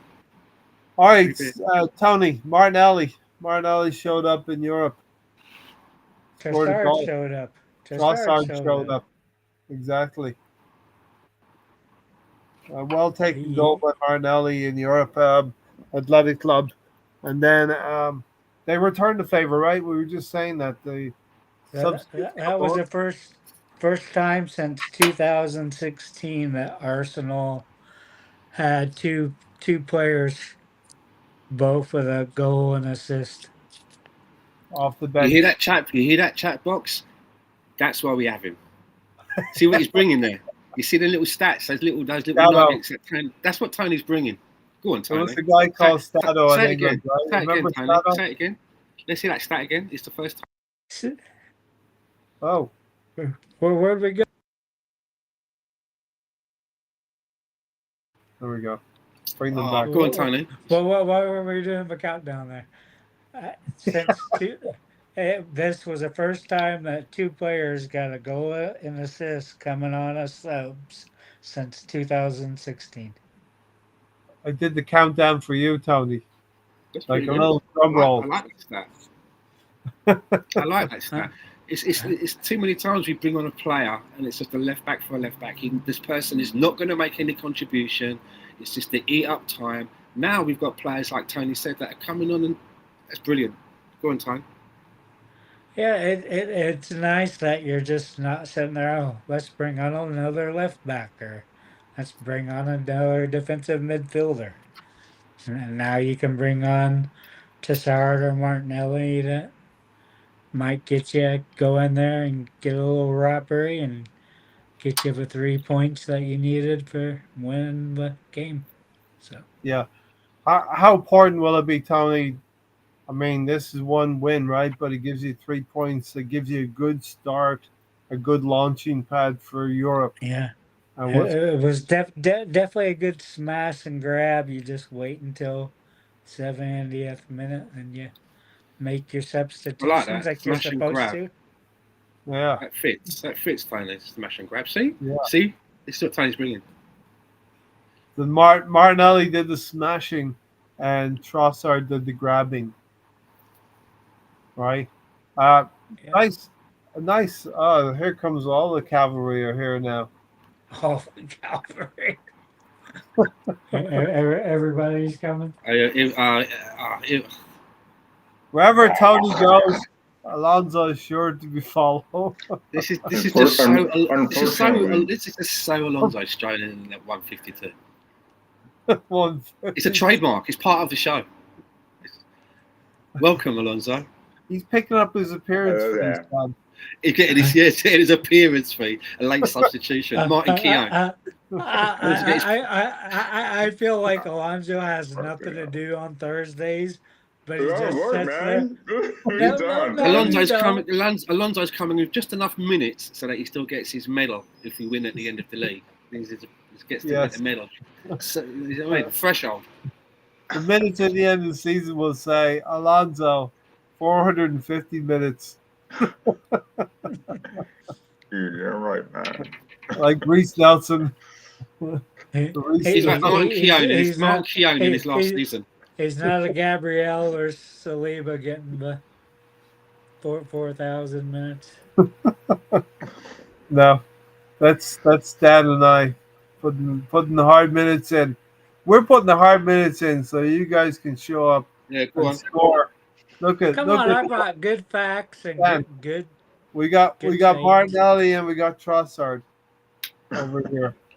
Coming on, like subs. Martinelli and Trossard coming on and scoring the goals late to take home the 3 points. Hey, whatever works, right. But you're taking it, right, Alonso? You're taking it. Yeah. All right. Where's Gary? Yeah. Where's Gary? It's like, where's Waldo? Where's Gary? Gary's probably riding his Peloton. Peloton. Nice. Yes. All right. With a special seat. Tony never forgets anything. Have you ever watched that movie, Stand, Burn After Reading? I'm sure he has. I'm not With sure. Brad No, I Pitt? don't think so. No. Any good? Yeah, it's really good, and it's like the best part of it is like these CIA guys that they changed, they edited it after the theaters, but they're like, what did we learn here today? And it was like, I don't know, but I'll let you know when I figure it out. But anyway, you keep seeing, God, God damn it, George Clooney. George Clooney keeps going to like Lowe's or Home Depot and he keeps He's buying building this something. stuff and he's making a present for his wife. Then you finally see the sex chair, and then when you move it, the little dildo pops up and down. It's just How do we brilliant. get? How do we get from Martinelli and Trossard to chairs with moving dildos? I will never know. This We Tiger talked about Gary. Gary Gary, is Gary and a Spellotron. I see. Close. Gary's George Clooney in this scenario. Then Tony, Right. right? Okay. Moving on. Too many images. So We'll Alonso, let you it ain't sit said there much. for a second. What do you think about the Martinelli Trossard? The early Late substitution. substitution. How do you think we've Well, been doing? How do you think we've been doing in the last 5 games overall? you know, I think we're doing all right. I think despite the fact that we lost Liverpool, um, Yeah. I was at work, so I didn't watch the whole game. But despite everything that's going on, I think that they've been all right. I think that they've haven't reached their ceiling yet. I think all these new signings have played a part so far. But it's really exciting to see, Martinelli and Trossard score in Champions League football. I think that they're going to be used as super subs, from what I gather. So, and we finally have a replacement for Saka, which was desperately needed at the time. So, Madueke, he has, to me, exceeded expectations, because we all know that Saka is going to get hurt. So we were always nervous who's going to be Saka's backup, and we have one now, and he's done pretty well for himself. Um, the only issue I have is, Namori not playing enough, and I'm sure he'll get his chance, probably this weekend. And I think he's ready to play City. He's got to take that step, and he scored against them last year. So yeah, it's a good time to be an Arsenal supporter. I think I think people would say we may lose two, and we lost one to Liverpool. And we played good against them, which is unfortunate from a very good strike from Szoboszlai. So, all things considered, I think we're ahead of schedule as far as expectation goes. Yeah. Who's been your standout player so far this season to both of you? I think it's in Rice. I think Right. I think he's just a ship. I think he should go in midfield. I think that he's so far been more. I think it's between him and Megalegs. I think Rice has been, as advertised. Um, so that's my player so far, or my standout player so far. Tony? It's easily our Brazilian house center back. We've allowed 0 goals from open play this season, all Yes. competitions. Yes. So Look at us. that says a Yeah. lot. More stats. Yeah. That's good, Tony's Tony. full of stats. What's your thoughts on Calafiori? Because that's my pick this season. That's, I think he's gotten better defensively. I think his range of passing has improved immensely. I think going forward rather, he's done pretty well for himself as well. He's a very different upgrade to Zinchenko. I think Calafiori has been the most improved player, in my opinion, Okay. Stan, because he has better attributes than he had last year. Yeah. I think he's been improved a lot since last year. So I think He's got something to prove though, right? Because he's had such a stop-start with injuries. And what did we pay for him? About 45 million. Again, that's a good piece of cheese, right? So I think he's got something to prove. yeah. And if you look at him last year, if you would just put him last year in a bubble, you're like, that's a waste of 45 million because He was terrible on defense. Didn't give Gabrielle any hope. That's why he had that big island back there between where left back should be and Gabrielle, and now he's doing the defensive side. But I seem to remember there'd be like a game where it's a bit, cagey, and he'll score the opening goal and get us on our way. He'll kind of like, and it'll be like by the scruff of the neck. Sanya done that a couple of times as well. Yeah. And he's, and I like that. He's not just there to play it safe. I like that in this guy. He scored his debut goal up at the Etihad against City last season. He scored against Wolverhampton Wanderers away from home when Skelly was sent off. I don't think we've had an opportunity because of he's had such a stop start, and I think Mikel Arteta is kind of like, I'm going to show everyone why I paid this money for this guy, and that's why he's getting the opportunity ahead of Miles Lewis Skelly. Yeah, and I'm enjoying it. I really am. I like him. I like that he's got an eye to try and make something happen goal wise. He seems to be really involved in it and good at it. I like it. Tony has graced us. I feel if Tony had a podcast called Spaced Out and talked about aliens, it would be elite. Yeah. Or the X-Files, at least. You know what I mean? I could talk about Resident Alien. Stan got to make a brief appearance there. Yes, I was in an episode, season 1, episode 10. The episode's called Welcome Aliens. And I'm an alien.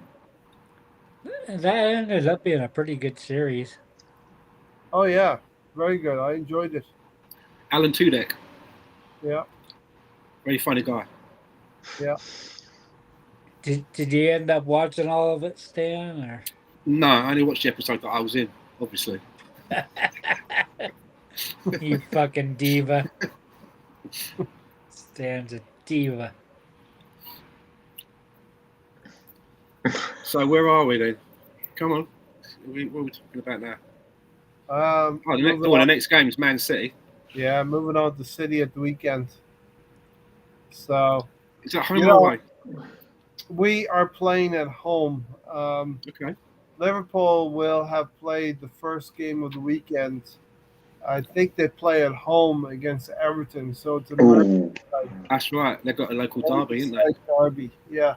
Now Grealish has been playing quite well for Everton, and they're a good outfit. They're back under David Moyes. New stadium, new shiny stadium. You would expect Liverpool to score a winning goal in the 93rd minute again, and just win that game. Well, of course, because like you had referees, pulling these stunts on Liverpool to get their way, and it's like. Don't beat about the bush, Alonso. Just come out and say what you really mean. I like that. Pulling stunts. I mean, I'm trying to pull a ticket to the church spot on these mugs, man. But yeah, it's just every game, it's almost like they hold out for the very last seconds of the match, right? And you had these referees. One of these ghosts, like these kind of ghosts, like tackles, these ghost high ball calls. I'm like, yo, man, this is really, we had Burnley almost get somebody sent off, Alonso. Liverpool are struggling 0-0. Get somebody sent off so they can go win a game 11 against 10. It's a joke now. It's like what's happening. Noe, good to see you back here, Noe. Hey, Noe. Where the fuck has Noe been? He has a young one that is keeping him busy. Arsenal will win the treble. So now it's going to be interesting as well. Just talking about Liverpool. Sorry to just to slide in there a little bit, but they've got a plan. Wirtz is Wirtz a sleeping giant? Is that going to pan out? It's been 4 or 5 games, and he's not really showing anything. Could he be a sleeping giant? And then you bought Ekitike, you put him straight in. mean, I didn't have anyone else, you know, to be fair. But he's gone in. He has hit the mark. He has scored goals. And Isak straight in for the last game, the game that they just played, right? Isak. Yeah. Now you got Ikatike was out of the team, so it's going to be interesting to see how they integrate. And if these two players you look at the money they've spent between Isak and Wirtz, it's around about 200, about 240 million just for those two players. Yeah. When they pay everything out, that's a lot of expectation. So it's going to be interesting to see whether it works. Yeah. Are you surprised Isak struggled as much as he has? No. Well, he's not really played, to be fair. He only had that Not international game, didn't he? He had that international game. He didn't play in both of them. He's not been playing at Newcastle. He's probably been doing a Gary, been at home with his Peloton for his training. Do you know what I mean? He's not had much. So, he's behind. He's behind. He's playing catch up. And we've had that, haven't we? We've had players that have missed the pre-season. Last season, you think about Martin Odegaard, he was always playing catch-up, wasn't he? He missed the pre-season, then he gets injured, he doesn't get any rhythm, you're playing catch-up, and Isak's going to be doing that, so that could be an advantage.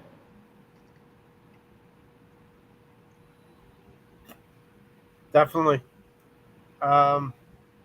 He hasn't trained, Tony, and talking about Gyökeres, he's got 3 goals this season.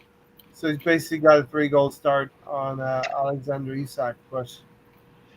And I think the goals will be spread out in Liverpool as well between Isak and Salah. So what do you think, Alonso, about that? Gakpo. I mean,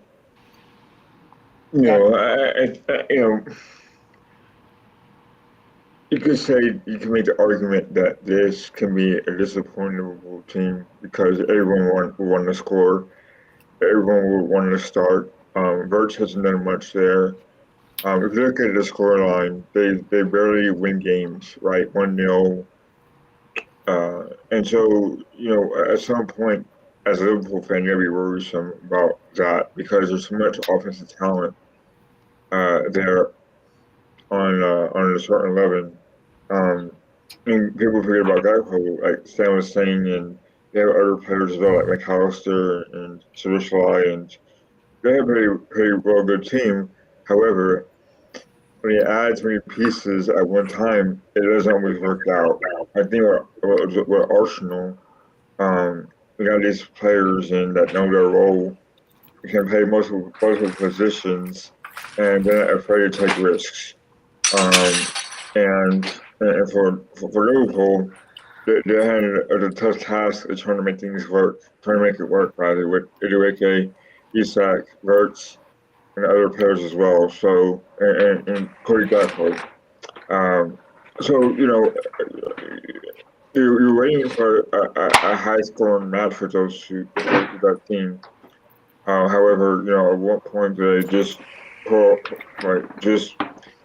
let the hand off the brakes and just go for it, right? So, I think Everton will give them a go for it. I think it'll be a good game. I think Everton could win that game, actually. Yeah. And the way Everton has started the season, I think I wouldn't be surprised, right? Would they get a shock result up at Anfield? I think you made a good point there, Alonso. The squad harmony, how Liverpool might not be there because Stan and I talked about the harmony after Martinelli scoring that goal in Europe. The whole squad is behind them, but that harmony might not be there because as you rightly said, Alonso, Wirtz hasn't settled yet. Ekitike might not play very many games now behind Isak, and the likes of Gakpo and Salah will have to wait for their share of goals as well. There could actually be, situations where Isak's trying to score as well, where Salah would be in a better position, but he's not getting that pass because Isak's got to maybe justify his price tag, And the only way Isak gets fit and up to match speed is by playing games. It doesn't just happen in training. So they're going to have to field him. And if you're Ekitike, if I was Ekitike, you'd come to Liverpool, you know, started okay, and now this guy's coming that they paid all that money for, and he's starting ahead of me, and I'm having to hang out on the bench. Every time they have to take him off and I come on, I'm doing double. I want to be going up yours. You should be starting me, not this guy. I'm Yeah. better than this guy. Yeah. So I would have a, you know, it would light a fire up my arse. So it's going to be difficult for Alexander Isak, I think. You have it Yeah. easy. If DK's got anything about him, it's not going to make it easy for him. Right. And what have we got? 2 more weeks maybe till October, right? So we got 12 days till October, and Isak probably won't be fit until October, fully match fit for another 2 or 3 games. Playing catch up. Playing catch up, exactly. Here we are. Here we'll be in October, and hopefully Arsenal will have grabbed the initiative and beaten Man City. We got to go away to Newcastle as well next weekend. If Isak goes 3 appearances right without scoring, and he's already had 1 appearance now, the media, he's going to be under pressure. Yeah. And the People media on ESPN going, I don't know why we bought him. He doesn't quite fit into the system. You know what I mean? And that's good. That's good for us. It means they're not talking about us, and they're putting pressure on that guy. Yeah. Every little bit helps. Yeah. Stan, they're not talking about Gyökeres. They're talking about him now. Stan, do you think that Isak could disrupt that Liverpool team with his attitude?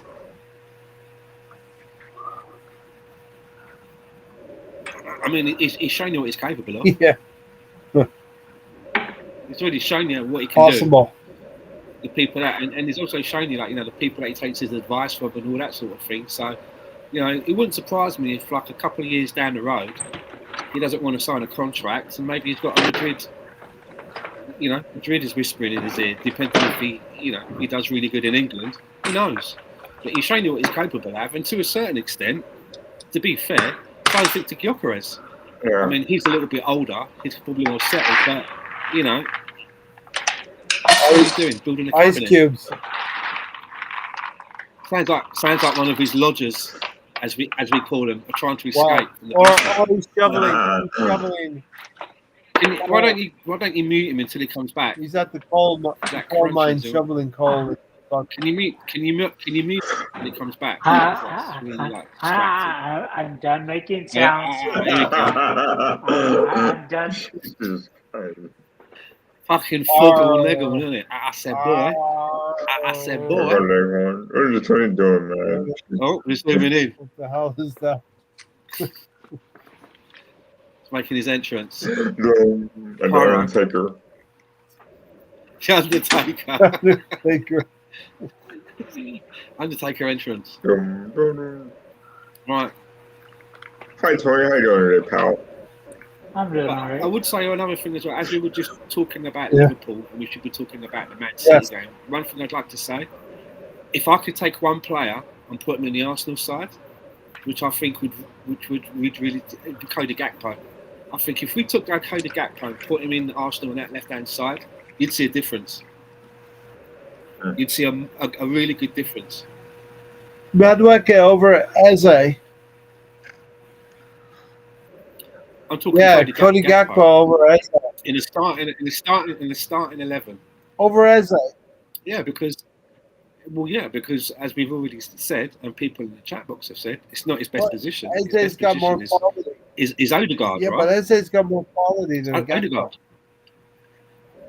Still got a bench. You can't play everyone. No, I'm saying. I think I'm not saying that we banish Eze, because I'm not saying that. You can have both, but I do think that having someone like Cody, if we had Cody Gakpo in our squad, I'm telling you now, he'd be fighting for a place. He would be making contributions, and if you just look at his stats compared to Martinelli's, last season, 35 games, got 10 goals and 4 assists. Season before that, 8 and 5. It's not bad. No. You know what I mean? Martinelli's 8 and 4 last season in 33 games. There's not a lot in it, but even if you look at the eye test, you see Cody Gakpo sort of like looks like doing the things that you want to see someone in that playing that position doing, right?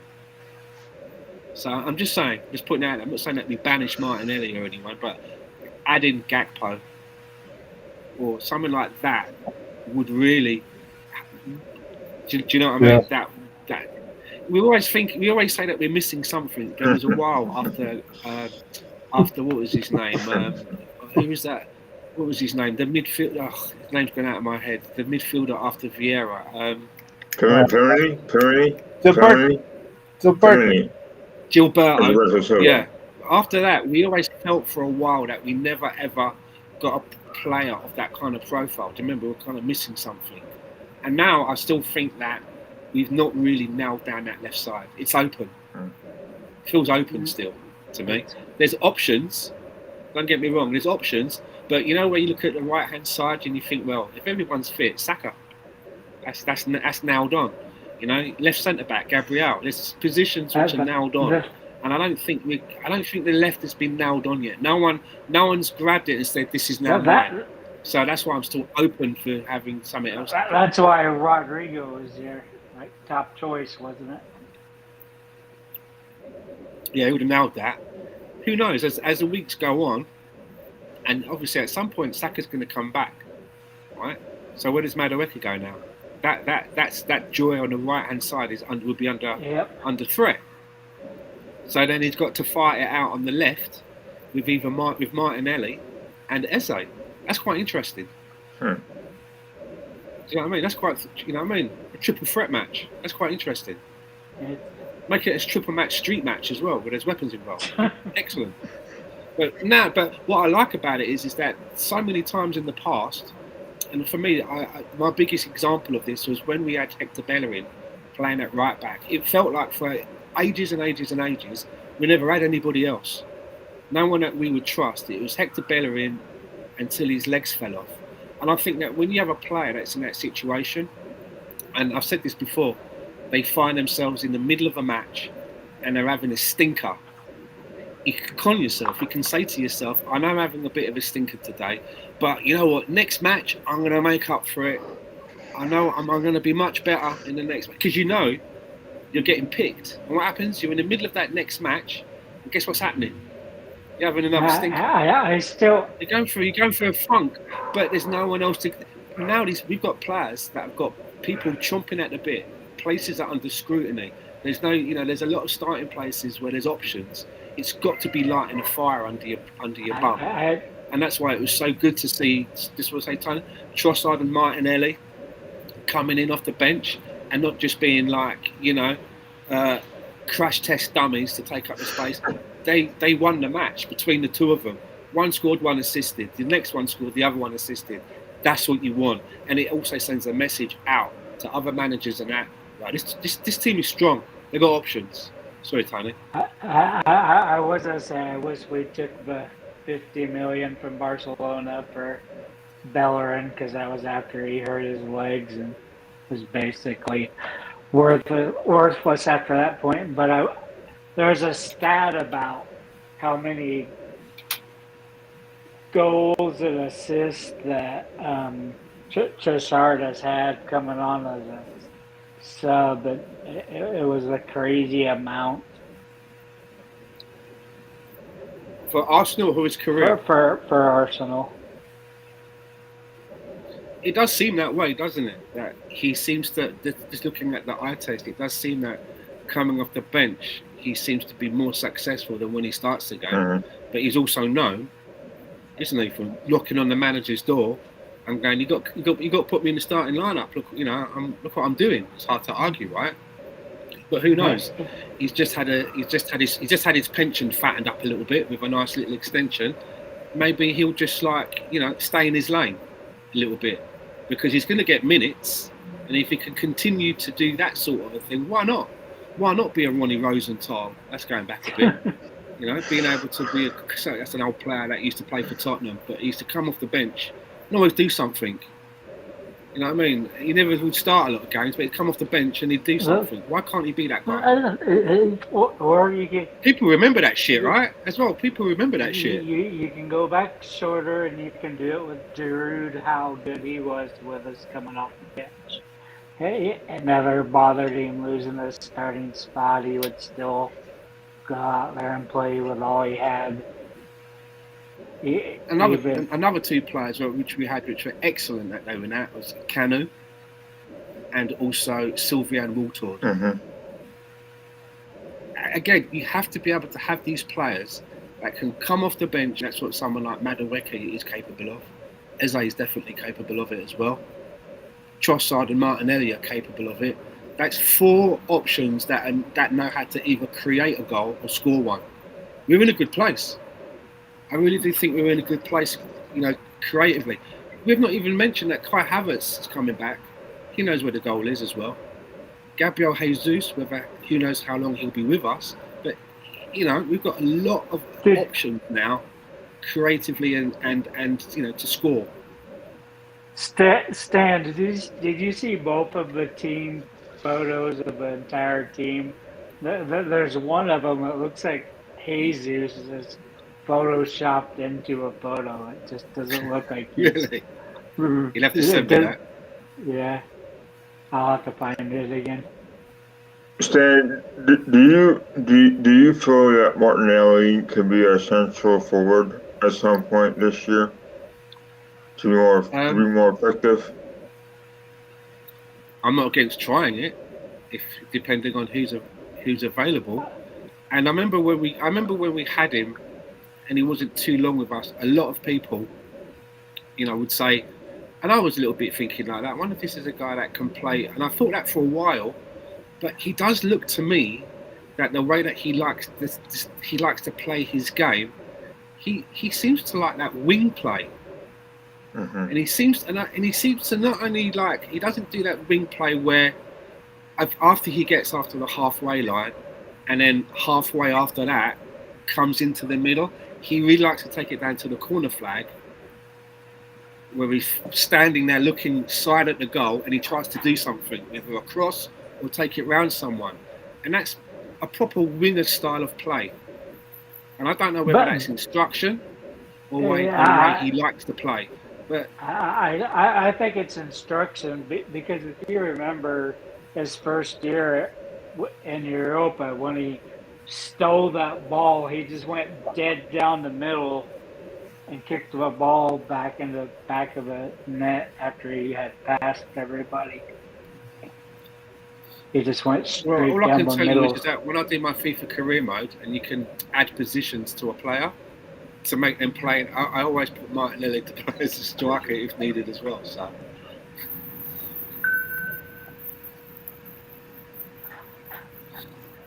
But I think, Mikel Mourinho is also considered the backup striker. We've got Gyökeres, Havertz, Mourinho, and Jesus. I would say are the now, in Mikel Arteta's eyes, maybe not ours, but in Mikel Arteta's eyes, they are the four recognised people to play as a striker. And then after that, you've got maybe a Trossard in a false nine. And then you've probably got a Martinelli. But if everybody's fit, not in any particular order, Gyökeres, Havertz, Jesus, and Mourinho, I think in the squad they're considered striking options. But you don't want to see Havertz or Mourinho in the midfield anymore. They can only play up front. I'm really interested in seeing a midfield where we've got somebody on the left, Martinelli, Eze, whatever, right? That's open. Trossard, who knows? That left side that's not been nailed down. But I'd like to see after that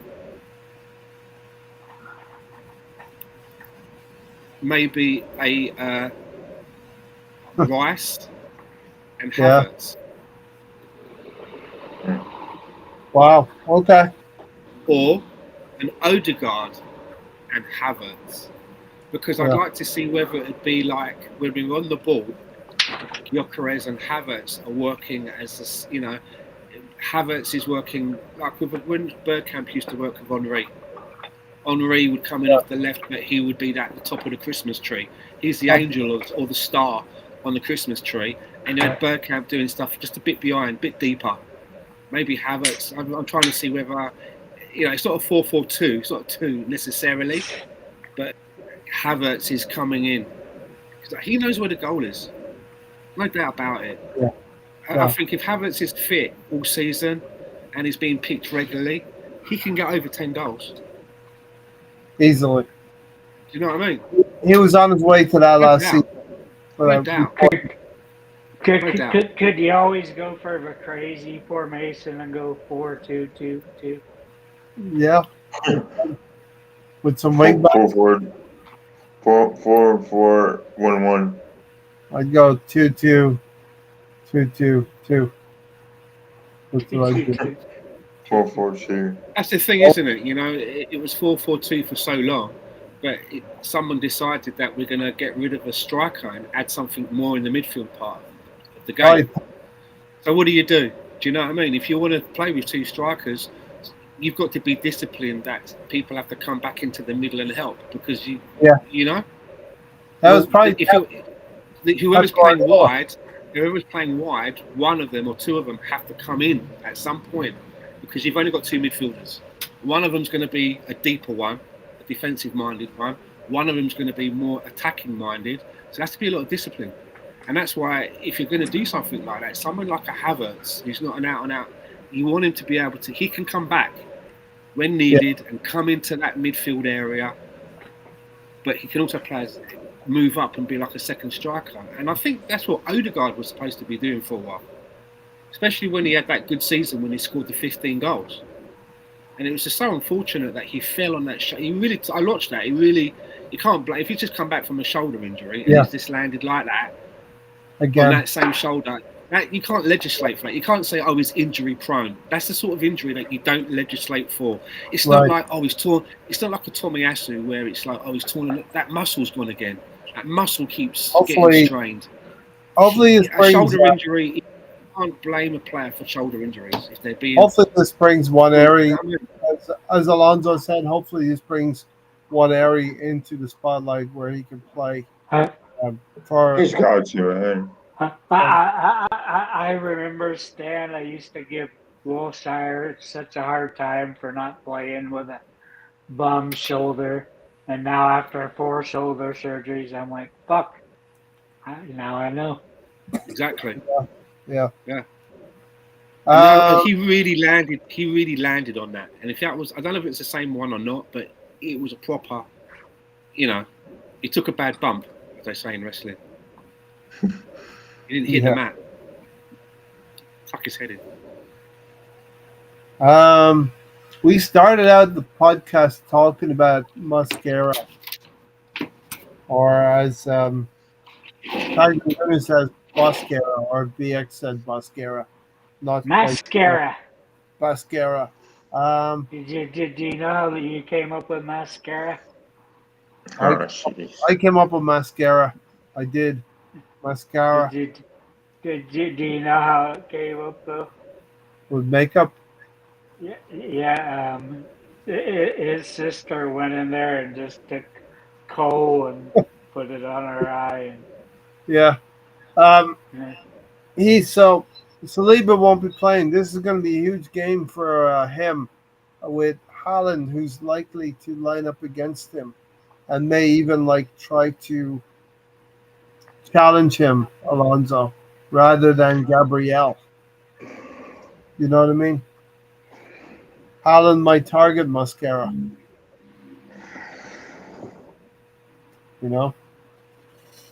So, with all that being said, let's. Yeah, but I think that with Haaland, the way he plays, I'm sure Gabriel's trying to tell him, look, man, he's awfully erratic. He's awfully full of himself. Yeah. He's very cocky. So I think Gabriel's a good partner for Mascara to have. Because Gabriel's been there before. He knows what kind of player Haaland is. So if done properly, they could very well keep him at bay. At least keep him at a goal where Arsenal can do what they did last year and just run rapid on City. So yeah, I think Mascaro's more than up for it. And Gabriel's the best at his position. And I'm pretty sure if Udegaard don't play, he's in the Cannons on man again. So there's a lot going on with Gabriel right now. Good things. So he's leader. I'm sure Mascara would take his advice. And City are still a good team, despite the record says. So Alonzo, have you ever sent Gabrielle an apology letter? I Because said you used to think he podcast. was I said it on his such podcast. a I said bad. it on his podcast, Tony. I said that he's done well for us. I think that it's not all his fault that Zinchenko is horrible at defense. Um, so it's good to have a proper left back that is capable of playing both offensively and defensively. Gabriel has done well for himself, Tony. I think he's a vice captain now. So he's been a leader. He's shown his quality over and over again. Um, I'm just so glad he hasn't had to deal with Zinchenko's mishandling of the ball. Mhm. So yeah, I think them both would be up for it. And mind you, City are not just Holland. They got good players on the front line as well. Like they got some good players in the summertime, so there's a lot to look forward to. A lot of storylines happening. Um, yeah, so I think I have enough. Yeah. We're gonna wind it up now in a couple minutes, though. But Alonzo, what's your prediction for Sunday It's at Arsenal, right? It's at the Emirates, at the Emirates? Yeah. right? Top So party I all. think I wouldn't mind a repeat of that. I would not mind a repeat of last year. I think we win for one. 5-1. I know, no, I'm being really, really, I know I'm being out there with that, but that's not impossible, right? So Yeah, we beat I him think 5-1 last season. yeah. So I think you'll see. I think Eucharist will score. I think you'll see either Eze or Madueke score. Even Rice can score.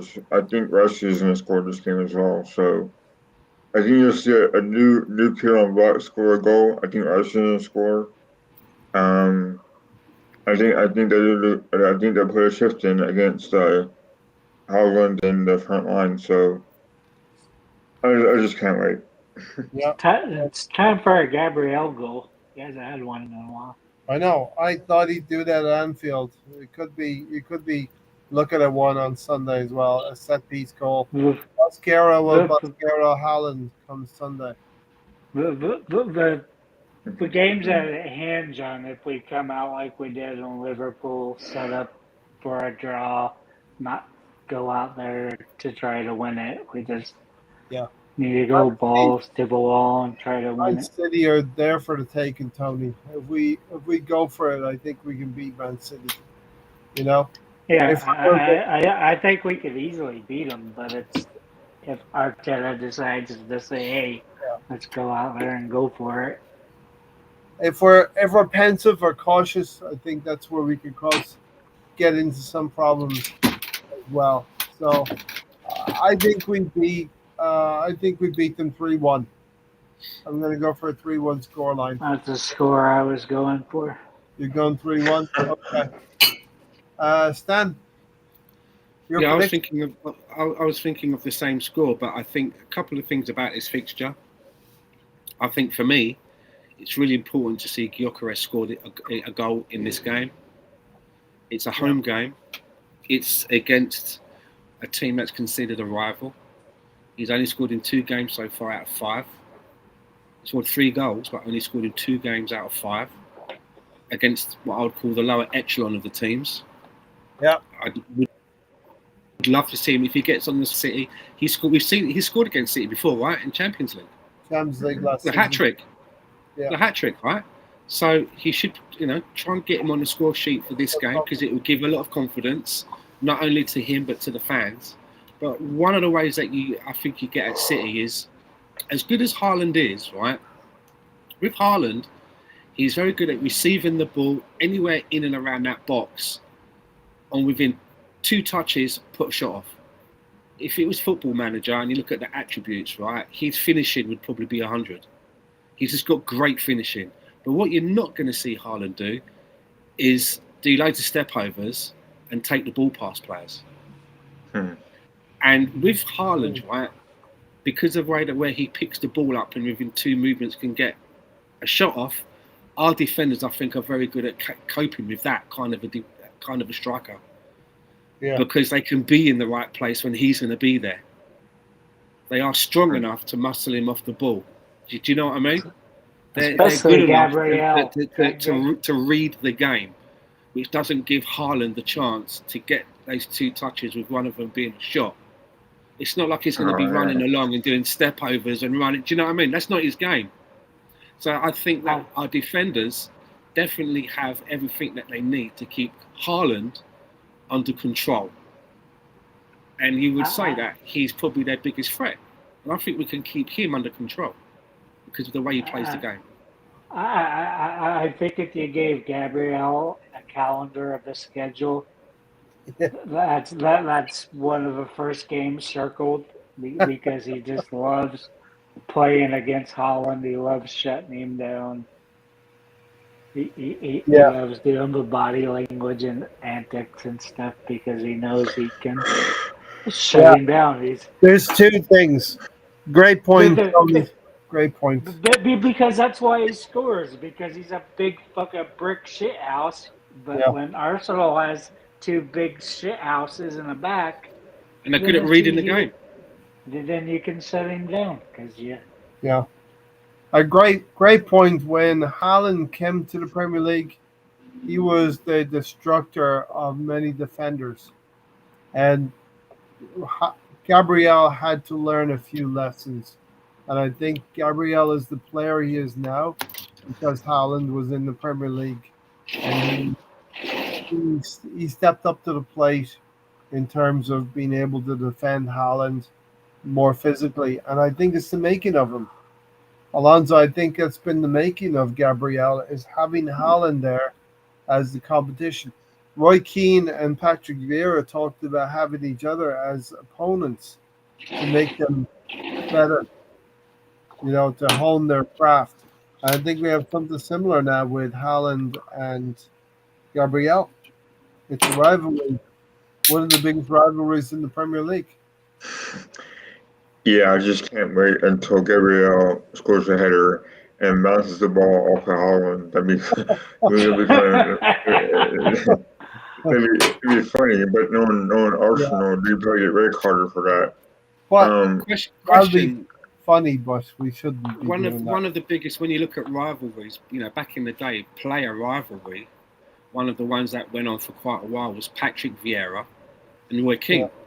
That was seen as do you think this is the new one then? Do you think that the new rivalry is Gabriel and Haaland? Is there anyone else? Is there any other rivalry that at the moment that you can think of where there's 2 players that seem to give each other the needle a little bit? Do you know what I mean? I could imagine Gabriel and Haaland giving each other side eye in the tunnel when they're going up for the liner. You know what I mean? That side eye kind of a look. They're not shaking hands going, "All right, mate, have a good game." I'm not buying that. No, I think I'm not seeing them doing that. All right, mate, have a good game in the tunnel. I'm not seeing that. Tony? They both seem to have egos. Yeah. I don't think there anybody else in the league at this point that has that type of rivalry that those 2 do, and I think a lot of it is just how much Gabriel looks forward to it because he wants to shut him down. Yeah, Gabriel Magalhaes will ask Haaland to pick him up again. Yeah, but it must be good though, right? It must be good to have that player. If you're someone like Haaland, right, as big as you are, the accolades you're getting, it must keep you grounded that there is that player that keeps you awake the night before the game. That you're thinking has your number. Yeah. that guy. You know what I mean? It's got to be good for both sides, and it's good to know that there's probably games where the game is won by Man City before the kickoff because the defenders are shitting themselves. Oh fuck, against Haaland. I hope he don't get humbled by Haaland. He's going to score. You know what I mean? Whereas our defenders are like, right, they're not shitting themselves. Yeah. They're not like, oh fucking. They're like, yeah, bring it on, bring it. Because they want Definitely. to test themselves, right? Um, We're in a good place. we're in a good place. Bring it on Sunday. I think that's a great place to leave it for tonight. Okay. Unless anyone has final words to say, but that would go on forever. So we'll leave it there. Alonso and Tony, super subs at the end. I You, came with I came with stats. you You did. but Listen, before Alonso, I go, right, I just want to say goodbye because we're going. I just want to say goodbye to yeah, everyone that joined us in the chat, coming in, Richaholic, Tiger, and Guna, guys on the panel. I'm really looking forward to speaking to you guys again. Hopefully, after this weekend, we'll be able to talk about a rapturous occasion when we get to this game between us and Man City. So, yeah, cheers, everyone.